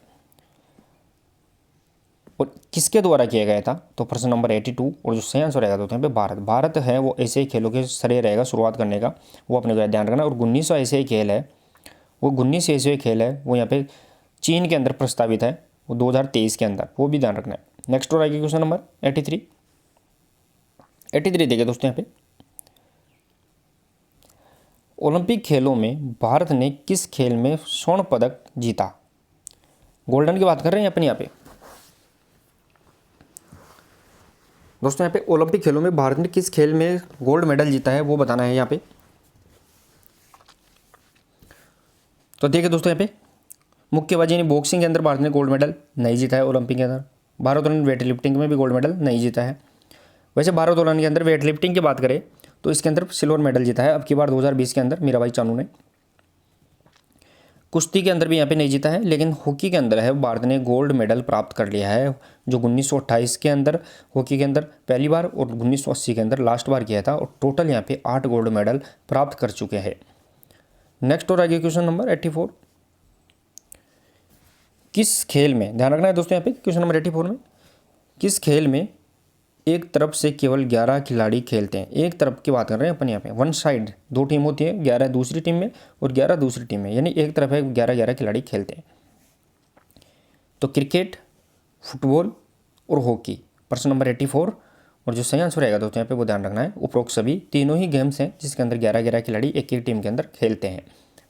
नेक्स्ट और आगे क्वेश्चन नंबर 85 देखिए दोस्तों, आधुनिक ओलंपिक खेलों का प्रारंभ वर्ष कौन सा है। आधुनिक की बात कर रहे हैं, इजी रहेगा दोस्तों यहाँ पे, किसके द्वारा, कुबर्टीन के द्वारा पहली बार आधुनिक ओलंपिक खेलों का आयोजन किया गया था, इसलिए कुबर्टीन को आधुनिक खेलों का क्या कहते हैं, जनक भी कहते हैं। प्रश्न नंबर यहाँ पे 85, और जो सही आंसर रहेगा दोस्तों ध्यान रखना है 1986, 1896 जो एथेंस ग्रीस से संबंधित है उनके अंदर पहले आधुनिक ओलंपिक खेलों का आयोजन किया गया था, वो 6 अप्रैल को स्टार्ट किया था, इसलिए 6 अप्रैल को अपन विश्व खेल दिवस विश्व खेल दिवस के नाम से, और यहाँ पे ओलंपिक दिवस के नाम ओलंपिक दिवस भी अपन मनाते हैं। नेक्स्ट और आगे क्वेश्चन नंबर 86 देखिए दोस्तों यहाँ पे, 15वें एशियाई खेलों का आयोजन स्थल कौन सा है। 15वें की बात कर रहे हैं अपन यहाँ पे, वो कहाँ किया गया था। क्वेश्चन नंबर यहाँ पे 86 इतना ज़्यादा पुराना अपने को याद नहीं रखना है, फिर भी ये दोहा के अंदर इनका आयोजन किया गया था, अपने को ध्यान रखना है। लेटेस्ट 19वें एशियाई खेल है उनका आयोजन होना है वो 2023 के अंदर, अब चीन के अंदर होना है, 19वें रहेंगे तो 18वां 2018 के अंदर, तो 2018 के अंदर है वो गोल्ड कोस्ट के अंदर यहाँ पे इनका आयोजन किया गया था। नेक्स्ट और आगे प्रश्न नंबर 87 देखे दोस्तों यहाँ पे, राष्ट्रमंडल खेलों का प्रारंभ कब और कहाँ हुआ। कॉमनवेल्थ की बात कर रहे हैं, इनका आयोजन सबसे पहले कहाँ और कब हुआ था वो बताना है। 2022 के अंदर कॉमनवेल्थ का आयोजन है वो बर्मिंघम इंग्लैंड के अंदर, बर्मिंघम इंग्लैंड के अंदर आयोजित किया गया था। कौन से क्रम के, 22वें क्रम के थे।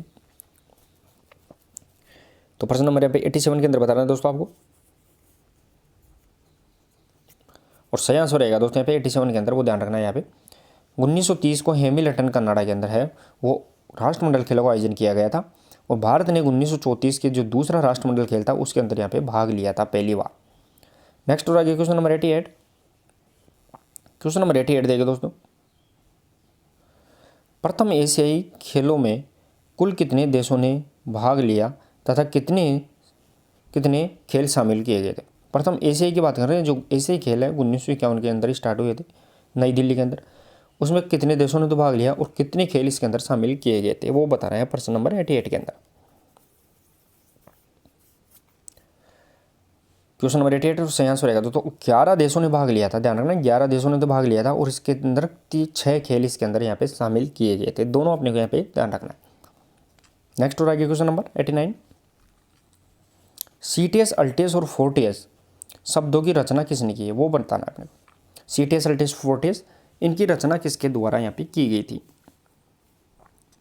प्रश्न नंबर 89, जिसे अपन ओलंपिक मोटो के नाम से जानते हैं, इसे अपन ओलंपिक मोटो के नाम से जानते हैं।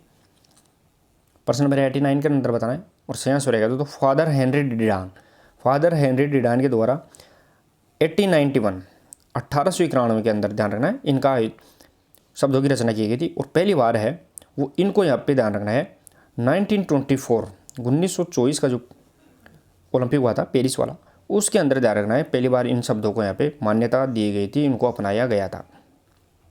नेक्स्ट हो रहेगी क्वेश्चन नंबर 90, क्वेश्चन नंबर 90 देखिए दोस्तों यहाँ पे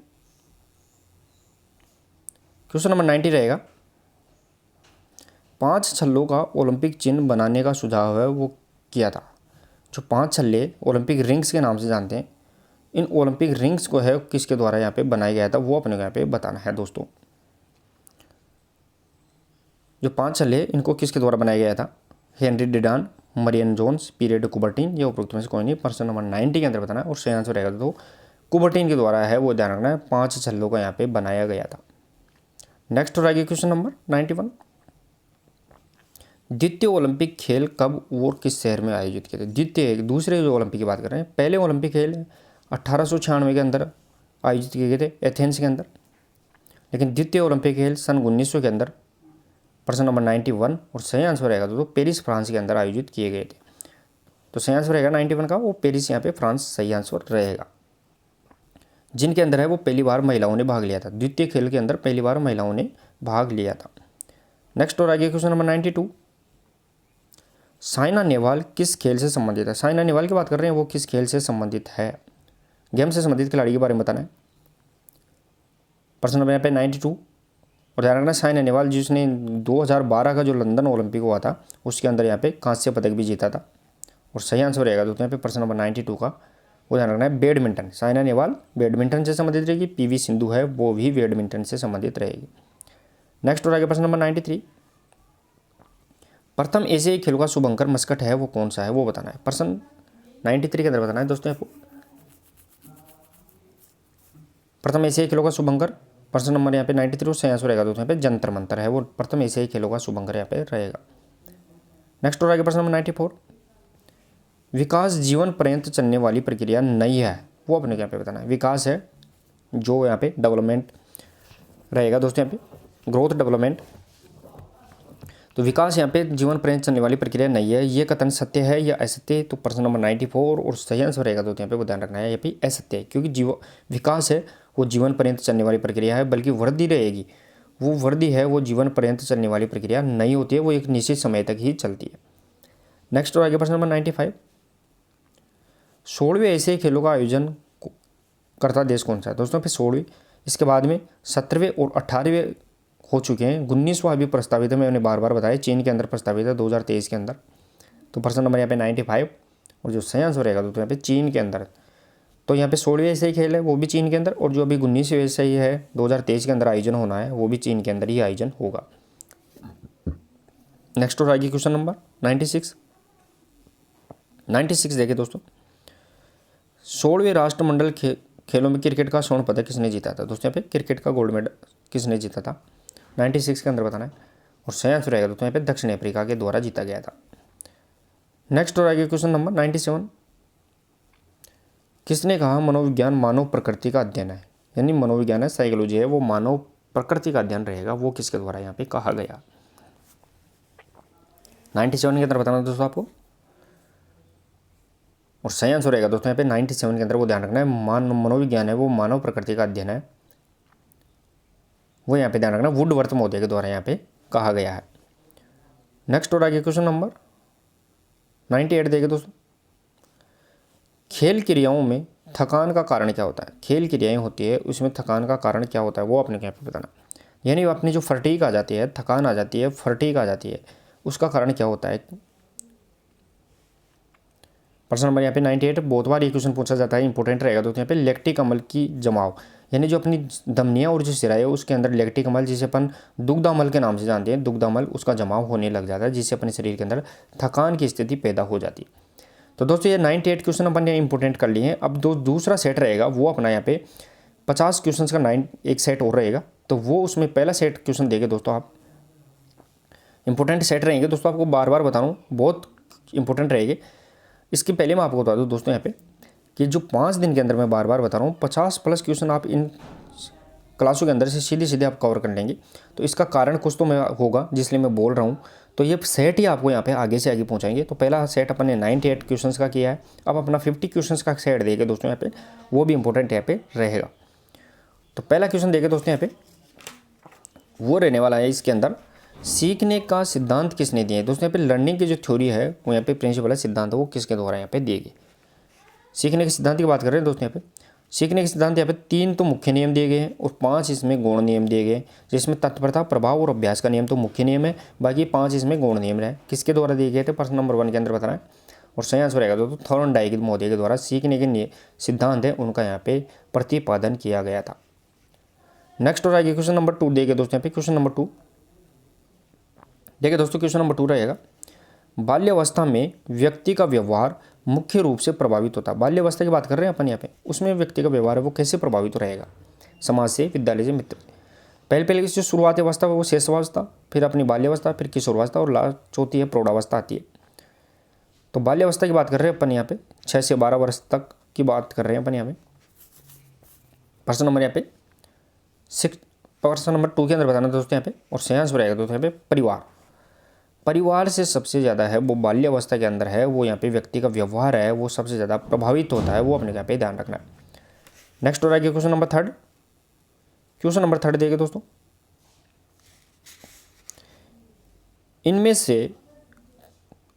इनमें से कौन एक प्राथमिक प्रवृत्ति नहीं है। प्राथमिक प्रवृत्ति नहीं है वो बताना अपने को। भूख, प्यास, सेक्स या फिर अनुराग।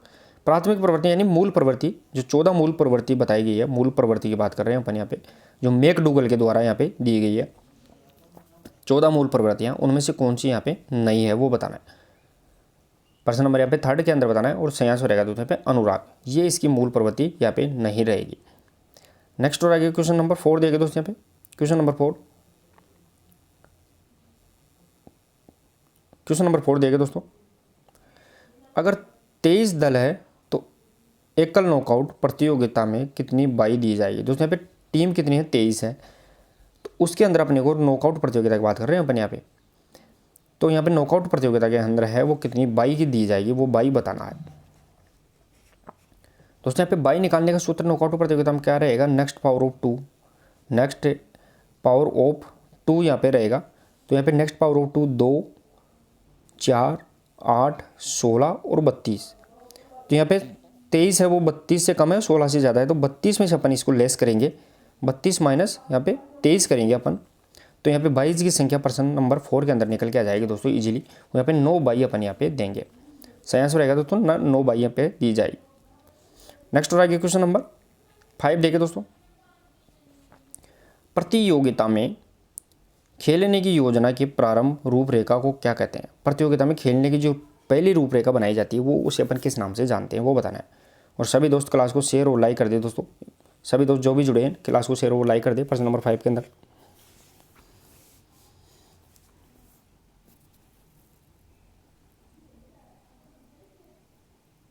प्रश्न नंबर यहाँ पे 5 के अंदर बताना दोस्तों, यहाँ पे प्रतियोगिता में खेलने की योजना जो प्रारंभिक रूपरेखा है उसे अपन किस नाम से जानते हैं। प्रश्न नंबर 5 और जो सही आंसर रहेगा दोस्तों यहाँ पे उसे अपन स्ट्रेटेजी के नाम से जानते हैं, यानी रणनीति के नाम से जानते हैं, रणनीति के नाम से अपन जानते हैं। तो स्ट्रेटेजी वो प्रतियोगिता से पहले की बनाई जाती है, वो अपने यहाँ पे ध्यान रखना है। नेक्स्ट और आगे क्वेश्चन नंबर 6 देखिए। क्वेश्चन नंबर 6 देखिए दोस्तों, माँ के सेक्स क्रोमोसोम की संरचना होती है दोस्तों। यहाँ पे मैंने बताया था 46 गुणसूत्र, क्रोमोसोम यानी गुणसूत्र, तो 23 जोड़ी यानी पुरुष टोटल संख्या में 46 और जोड़ी में पूछी जाए तो 23 जोड़ी होती है पुरुष और महिलाओं के अंदर गुणसूत्र। उनमें से 22 जोड़ी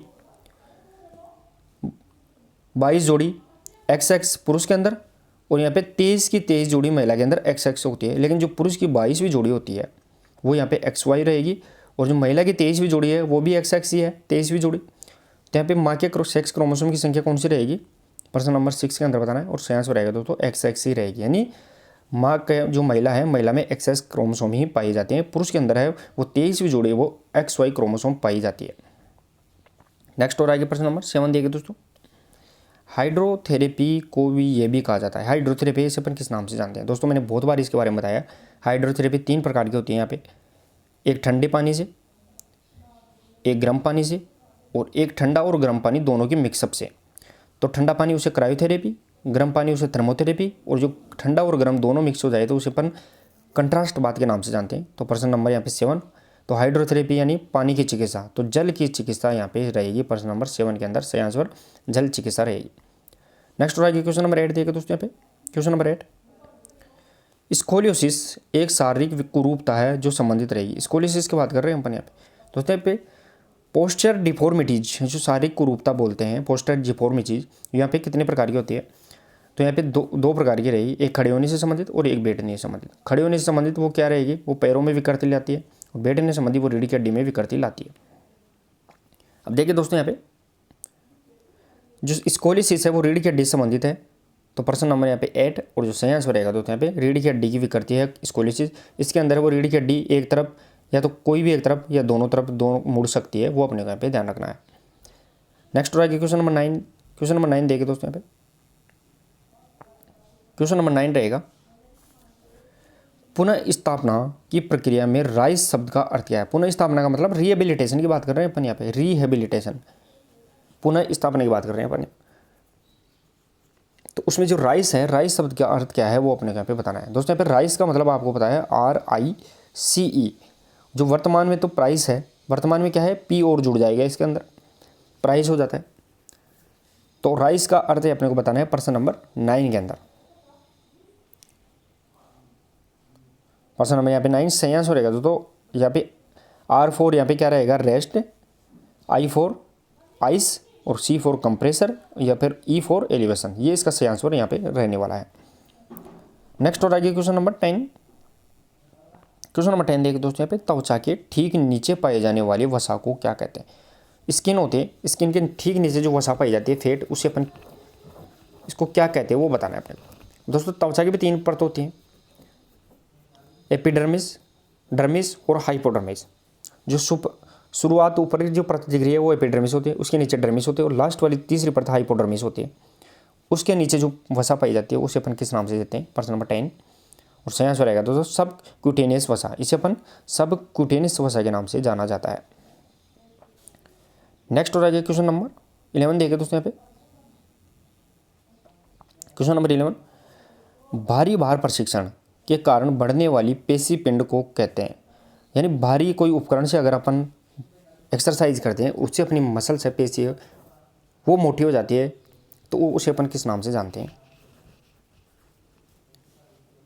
प्रश्न नंबर 11 के बारे में बताना है दोस्तों यहाँ पे और सही आंसर रहेगा दोस्तों पीछे अपन मस्कुलर हाइपरट्रोफी। इसे अपन मस्कुलर हाइपरट्रोफी के नाम से जानते हैं क्योंकि इसके अंदर अपन एक्सरसाइज करते हैं तो मसल्स का आकार है वो मोटा हो जाता है, बढ़ जाता है। नेक्स्ट और आगे क्वेश्चन नंबर 12 देखिए दोस्तों, शरीर में पाई जाने वाली सबसे लंबी पेशी कौन सी है। सबसे लंबी मसल्स की बात कर रहे हैं अपन यहाँ पे, सबसे लंबी पेशी वो कौन सी है, जिसे अपन टेलर मसल्स के नाम से जानते हैं। इसे अपन टेलर मसल्स के नाम से जानते हैं।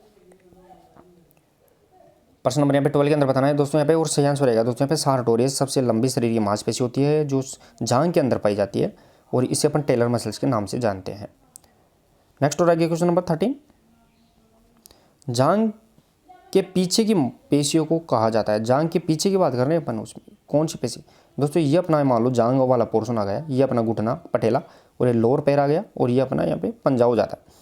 तो जांघ के अंदर की बात कर रहे हैं अपन, यहाँ पे जांघ हो गई, इसमें जो पीछे की मांसपेशी है वो क्या कहलाती है दोस्तों। आगे की मांसपेशी है वो क्या कहलाती है, तो उसे अपन क्वाड्रिसेप्स के नाम से जानते हैं, जो 4 मांसपेशियों का समूह होता है। पीछे की मांसपेशी है उसे अपन किस नाम से जानते हैं, प्रश्न नंबर 13 के अंदर और सही आंसर रहेगा दोस्तों हैमस्ट्रिंग के नाम से जानते हैं। और ये हैमस्ट्रिंग होती है वो 3 मांसपेशियाँ समूह होता है जिसे अपन बाइसेप्स फीमोरिज, सेमी टेंडिनस और सेमी मेम्ब्रेनस के नाम से जानते हैं। नेक्स्ट और आगे क्वेश्चन नंबर 14, किशोरावस्था के पूर्व तक सेक्स हार्मोन का रिसाव किया जाता है, वो अपने यहाँ पे बताना है। किशोरावस्था है उससे पूर्व जो सेक्स हार्मोन होते हैं उसका रिसाव है कि कौन सी ग्रंथि के द्वारा किया जाता है, पिट्यूटरी, एड्रिनल, टेस्टिस या फिर ओवरीज। 14 के अंदर बताना दोस्तों यहाँ पे। और सही आंसर रहेगा दोस्तों पिट्यूटरी ग्लैंड होती है उसके द्वारा, जो मास्टर ग्रंथि होती है उसके द्वारा यहाँ पे सेक्स हार्मोन का रिसाव किया जाता है। नेक्स्ट और आगे क्वेश्चन नंबर 15, द्रोणाचार्य पुरस्कार दिया जाता है। दोस्तों द्रोणाचार्य की बात कर रहे हैं अपन यहाँ पे। द्रोणाचार्य पुरस्कार है वो किसको दिया जाता है, और द्रोणाचार्य पुरस्कार की शुरुआत 1985 के अंदर हुई थी दोस्तों यहाँ पे। इसके अंदर है वो 2 कैटेगरी के अंदर दिया जाता है, एक आजीवन और दूसरा यहाँ पे रेगुलर कैटेगरी। रेगुलर कैटेगरी में उसमें 10 लाख रुपए दिए जाते हैं, और जो आजीवन है लाइफ टाइम उसके अंदर 15 लाख रुपए दिए जाते हैं, ये भी ध्यान रखना है। और दिया किसको जाता है, प्रश्न नंबर 15 जो सही आंसर रहेगा दोस्तों यहाँ पे विशिष्ट खेल प्रशिक्षक को, यानी जो कोच होते हैं और जो प्रशिक्षक होते हैं उसको यहाँ पे दिया जाता है। नेक्स्ट और आगे प्रश्न नंबर 16 देखें दोस्तों, महिलाओं ने सबसे पहले किस ओलंपिक में भाग लिया था। दोस्तों मैंने बताया था कि महिलाओं ने पहली बार कौन से ओलंपिक के अंदर भाग लिया था, ये अपने घर पे बताना है दोस्तों। 2022 थर्ड ग्रेड के अंदर पूछा गया था कि महिलाओं के ने जो पहली बार भाग लिया था वो कौन से खेलों के अंदर भाग लिया था, वो आपको कमेंट बॉक्स में बताना है। और सही आंसर रहेगा प्रश्न नंबर 16 के अंदर सन 1900 जो पेरिस ओलंपिक था, दूसरा ओलंपिक, उसके अंदर पहली बार भाग लिया था। नेक्स्ट और आगे क्वेश्चन नंबर 17, जॉन डीवी ने किस दर्शन का प्रतिपादन किया था। दोस्तों जॉन डीवी है उसने कौन से दर्शन का प्रतिपादन किया था।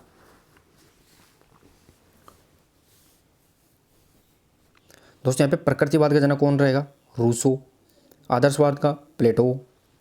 यथार्थवाद का अरस्तु। और जॉन डीवी है वो यहाँ पे किससे रहेगा, प्रश्न नंबर 17 के अंदर ध्यान रखना है दोस्तों। यहाँ पे वो रहने वाला है व्यवहारिकतावाद, जिसे अपन प्रयोजनवाद के नाम से जानते हैं। दोस्तों यहाँ पे व्यवहारिकतावाद या फिर इसे प्रयोजनवाद के नाम से जाना जाता है। नेक्स्ट और आगे क्वेश्चन नंबर 18 देखें दोस्तों, कंकाल पेशी में सबसे भारी संयोजी ऊतक की सतह कौन सी होती है। कंकाल पेशी की बात कर रहे हैं अपन, यानी स्केलेटल मसल्स की बात कर रहे हैं। उसमें जो भारी सतह होती है उसमें कौन सा कनेक्टिव टिश्यू पाया जाता है, पेरीमाइसिस, एपीमाइसिस या एंडोमाइसिस।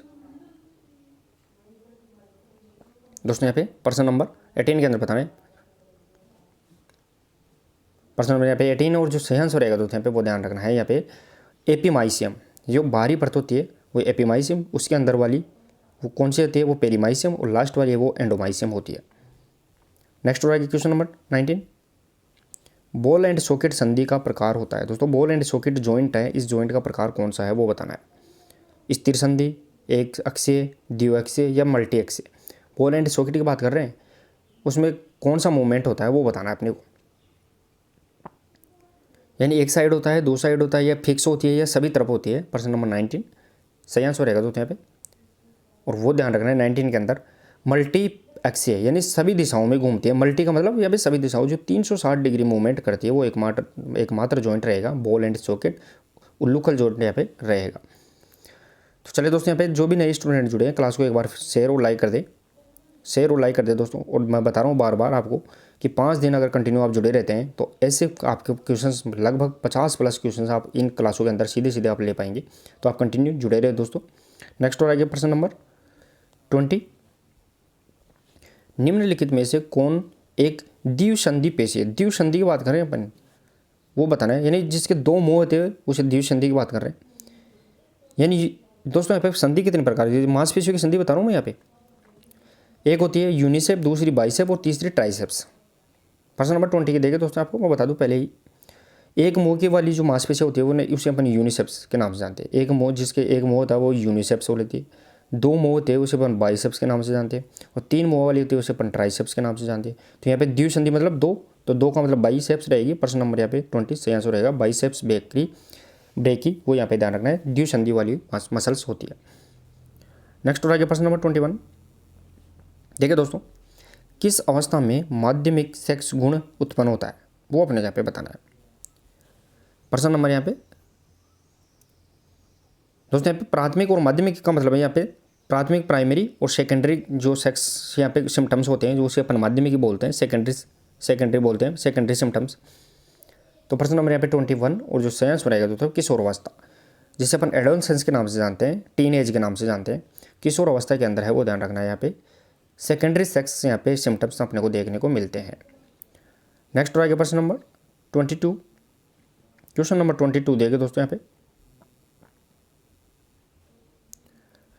सन 2016 में किस शहर में ओलंपिक की मेजबानी की है? 2016 की ओलंपिक की बात कर रहे हैं अपन दोस्तों। इसी प्रकार मैं बता रहा हूँ बार बार, 2016, 2020 लेटेस्ट था और 2024 आने वाला है, उसका भी ध्यान रखना है। तो 2023-20 था वो 32वां क्रम, 2024 है वो 33वां क्रम, और 2016 है वो 31वां क्रम। ये अपने को यहाँ पे ध्यान रखना है।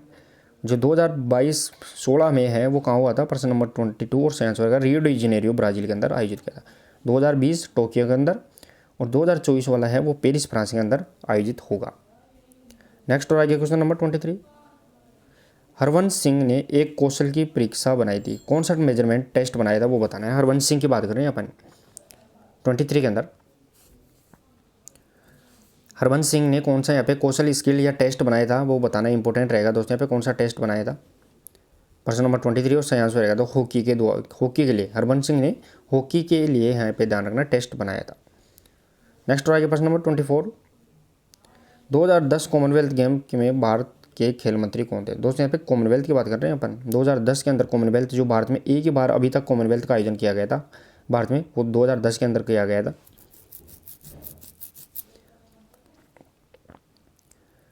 और उस समय भारतीय खेल मंत्री कौन थे वो बताना है दोस्तों यहाँ पे।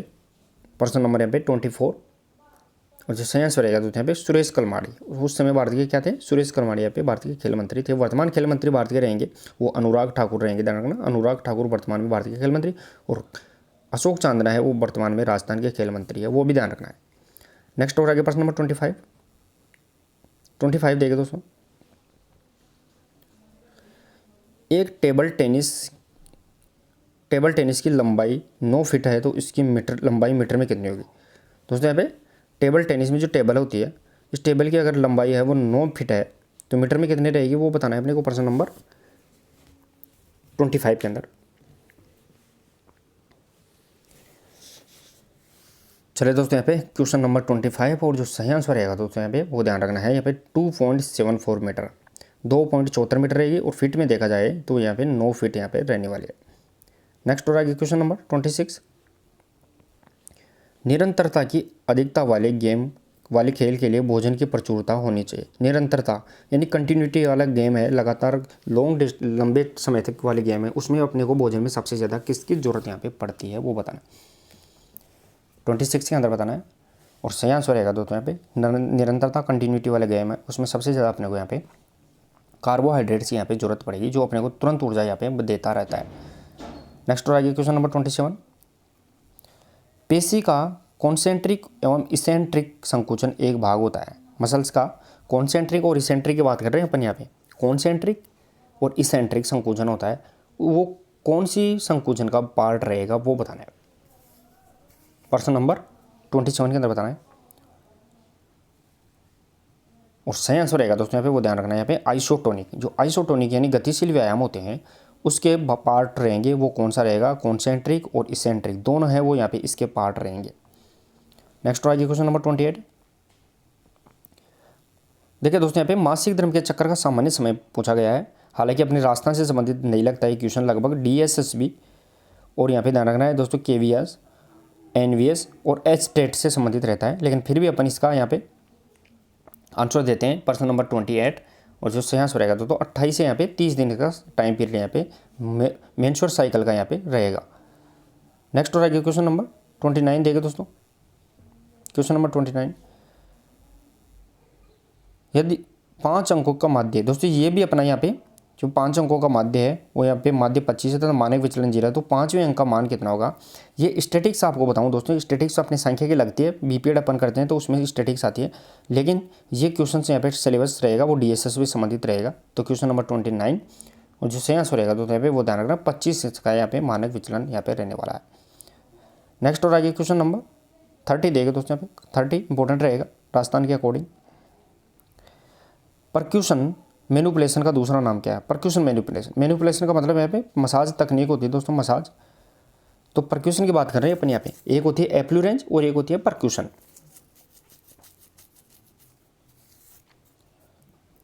प्रश्न नंबर यहाँ पे 30 के अंदर बताना दोस्तों यहाँ पे। प्रश्न नंबर यहाँ पे 30 और जो साइंस हो रहेगा दोस्तों टेपोटमेंट। टेपोटमेंट जिसे अपन थप थपाना कहते हैं दोस्तों, यहाँ पे थप थपाना कहते हैं, उसका दूसरा नाम ही वो ध्यान रखना है परक्यूशन यहाँ पे रहेगा। साथ ही में स्ट्रोकिंग होती है, इसका दूसरा नाम एफ्लुरेंस यहाँ पे होता है। चलिए दोस्तों नेक्स्ट आ गया क्वेश्चन नंबर 31। हॉकी खेल शुरू होता है दोस्तों। हॉकी खेल वो कैसे शुरू होता है दोस्तों? अपनी हॉकी के जो क्वेश्चंस किए थे प्रश्नोत्तरी में उस समय भी बताया था मैंने। हॉकी खेल कैसे शुरू होता है?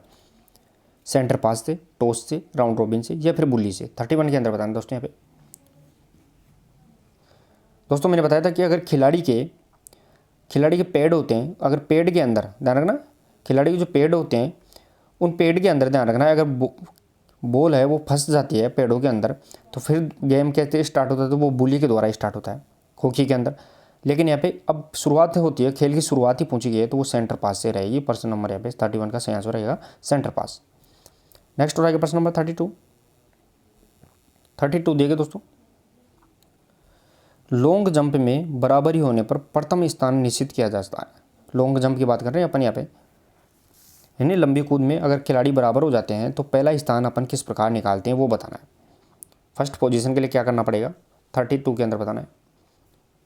और सही आंसर रहेगा दोस्तों अगला सबसे अच्छा परिणाम देखकर, यानी बेस्ट जो परिणाम है वो देखेंगे। पिछला जो सबसे अगला की बात कर रहे हैं, अब अगला का मतलब जो पीछे जो सबसे बेस्ट परिणाम दिया है वो अपन यहाँ पे देखते जाएंगे और जिसका सबसे बेस्ट रहेगा वो उसी को अपन यहाँ पे विजेता घोषित कर लेंगे। नेक्स्ट उठ आगे क्वेश्चन नंबर 33। एक्सपेडाइट सिस्टम का उपयोग किया जाता है। एक्सपेडाइट है वो किससे संबंधित रहेगी वो बताना है। वॉलीबॉल में, टेनिस, टेबल टेनिस या फिर फुटबॉल। एक्सपेडाइट की बात कर रहे हैं अपन यहाँ पे 33 के अंदर बताना है दोस्तों। यहाँ पे एक्सपेडाइट सिस्टम है उसका प्रयोग करते हैं वो टीटी के अंदर। ध्यान रखना यहाँ पे टेबल टेनिस एक्सपेडाइट है वो टेबल टेनिस से संबंधित यहाँ पे रहेगी। नेक्स्ट हो रहा है क्वेश्चन नंबर 34। क्वेश्चन नंबर 34 देखिए दोस्तों। हाइड्रोफोबिया होने का कारण क्या है? हाइड्रोफोबिया है उसका कारण क्या होता है वो बताना है। हाइड्रोफोबिया का मतलब होता है दोस्तों यहाँ पे पानी से डर लगना है, यानी जल या पानी है, पानी से क्या लगने लगता है? डर लगता है वो ज़्यादा देखते ही। तो प्रश्न नंबर यहाँ पे 34 और जो सही आंसर रहेगा तो कुत्ते के काटने से जो रेबीज रोग हो जाता है, रेबीज के कारण ही हाइड्रोफोबिया भी हो जाता है और यहाँ पे पानी से अपने को डर लगने लगता है। नेक्स्ट हो रहा है प्रश्न नंबर 35। क्वेश्चन नंबर 35 देखिए दोस्तों यहाँ पे, यह थोड़ा आपके संबंधित राजस्थान से संबंधित नहीं रहेगा दोस्तों यहाँ पे। नेक्स्ट आगे देखिए दोस्तों यहाँ पे 36। Question number 36। बांस स्टिक परीक्षण उपयोग किया जाता है। बांस स्टिक की बात कर रहे हैं अपन यहाँ पे। बांस स्टिक या इसे अपन ड्रॉप स्टिक टेस्ट के नाम से भी जानते हैं। ड्रॉप स्टिक टेस्ट भी कहते हैं, जो बांस स्टिक हो गया या इसे अपन ड्रॉप स्टिक टेस्ट के नाम से भी जानते हैं। तो प्रश्न नंबर 36 के अंदर बताना है दोस्तों यहाँ पे। और सही आंसर रहेगा दोस्तों यहाँ पे बांस स्टिक परीक्षण है वो यहाँ पे संतुलन बैलेंस मेजरमेंट करने के लिए अपने को कार्य करता है। बांस स्टिक यहाँ पे बैलेंस के लिए प्रयोग किया जाता है। नेक्स्ट हो रहा है प्रश्न नंबर 37। ऊंचाई मापने का यंत्र कौन सा होता है? दोस्तों अपने बहुत बार देख लिया है ऊंचाई का मापने का यंत्र है कौन सा होता है। दोस्तों यहाँ पे डायनेमोमीटर होता है, ये शक्ति स्ट्रेंथ को मापने का। गोनीमीटर है वो लचकता का मापने का लगभग। प्रश्न नंबर 37 और जो सही आंसर रहेगा दोस्तों यहाँ पे वो ध्यान रखना है 37 के अंदर, वो यहाँ पे स्टेडियोमीटर होता है, वो यहाँ पे हाइट यानी ऊंचाई मापने का यहाँ पे उपकरण होता है। नेक्स्ट हो प्रश्न नंबर 38। सिट एंड रिच मापन की एक परीक्षा है। सिट और रिच किसके मापन के लिए किया जाता है? चपलता के लिए, सामंजस्य, ताकत या निमिषकोणी। सिट एंड रिच की बात कर रहे हैं अपन यहाँ पे 38 के अंदर बताना है।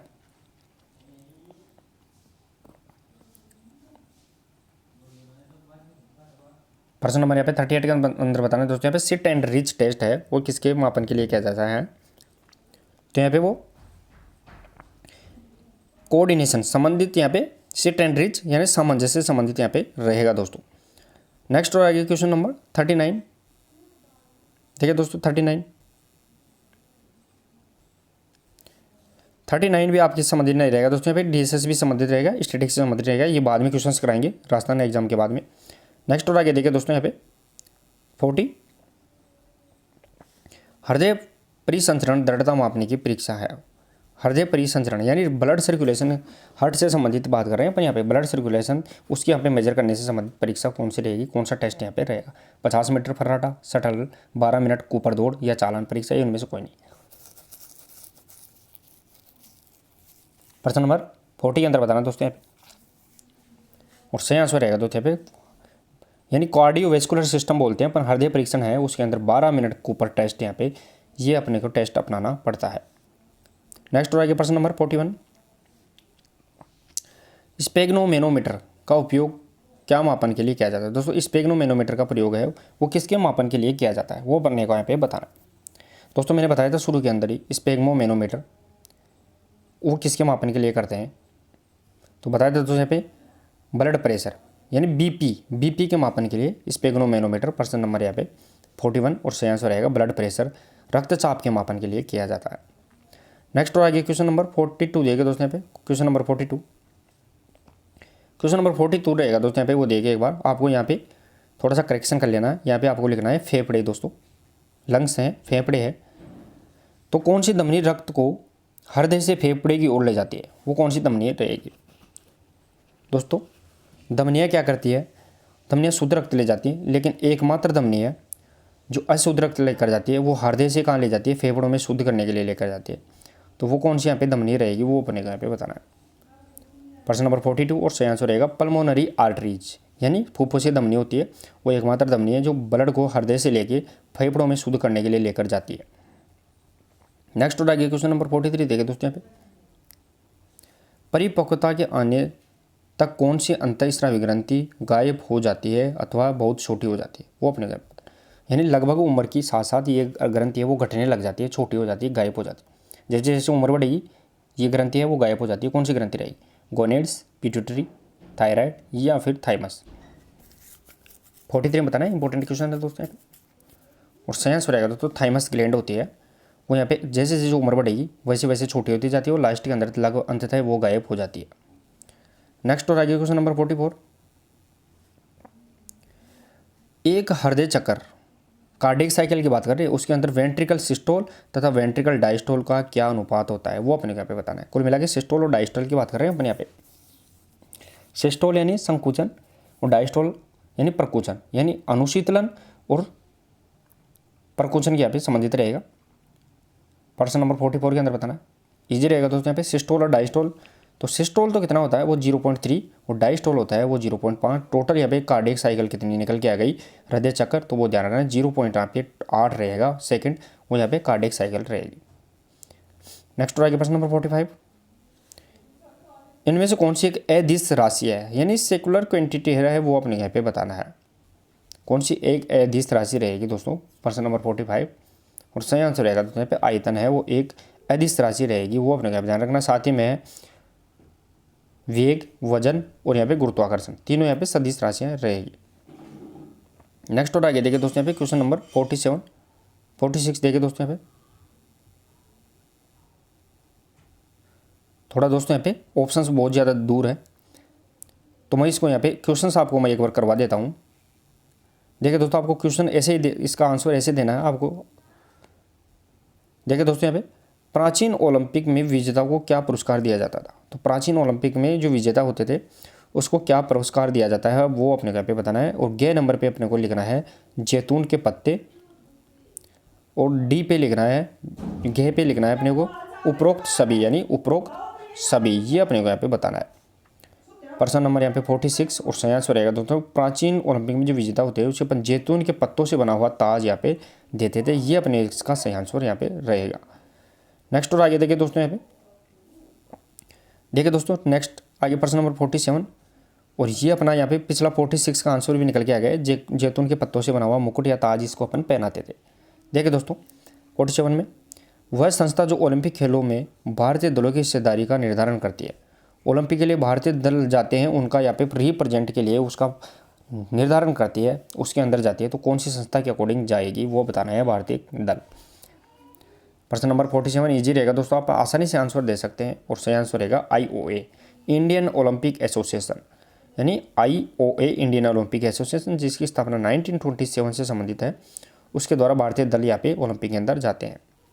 नेक्स्ट और आगे क्वेश्चन नंबर 48, ओलंपिक के आदर्श वाक्य अल्टियस शब्द किससे संबंधित है? दोस्तों यहाँ पे अल्टेस की बात करें, सीटेस अल्टेस फोर्टेस, सीटेस अल्टेस फोर्टेस जो फादर हेनरी डिडन के द्वारा 1891 के अंदर दिए गए थे। और दोस्तों मैंने तीनों शब्दों का लगभग कंटिन्यू बता दिया है इनका, सीटेस अल्टेस फोर्टेस। सीटेस का यहाँ पे फास्टर, अल्टेस को हायर और फोर्टेस है उसका यहाँ पे स्ट्रॉन्गर रहता है।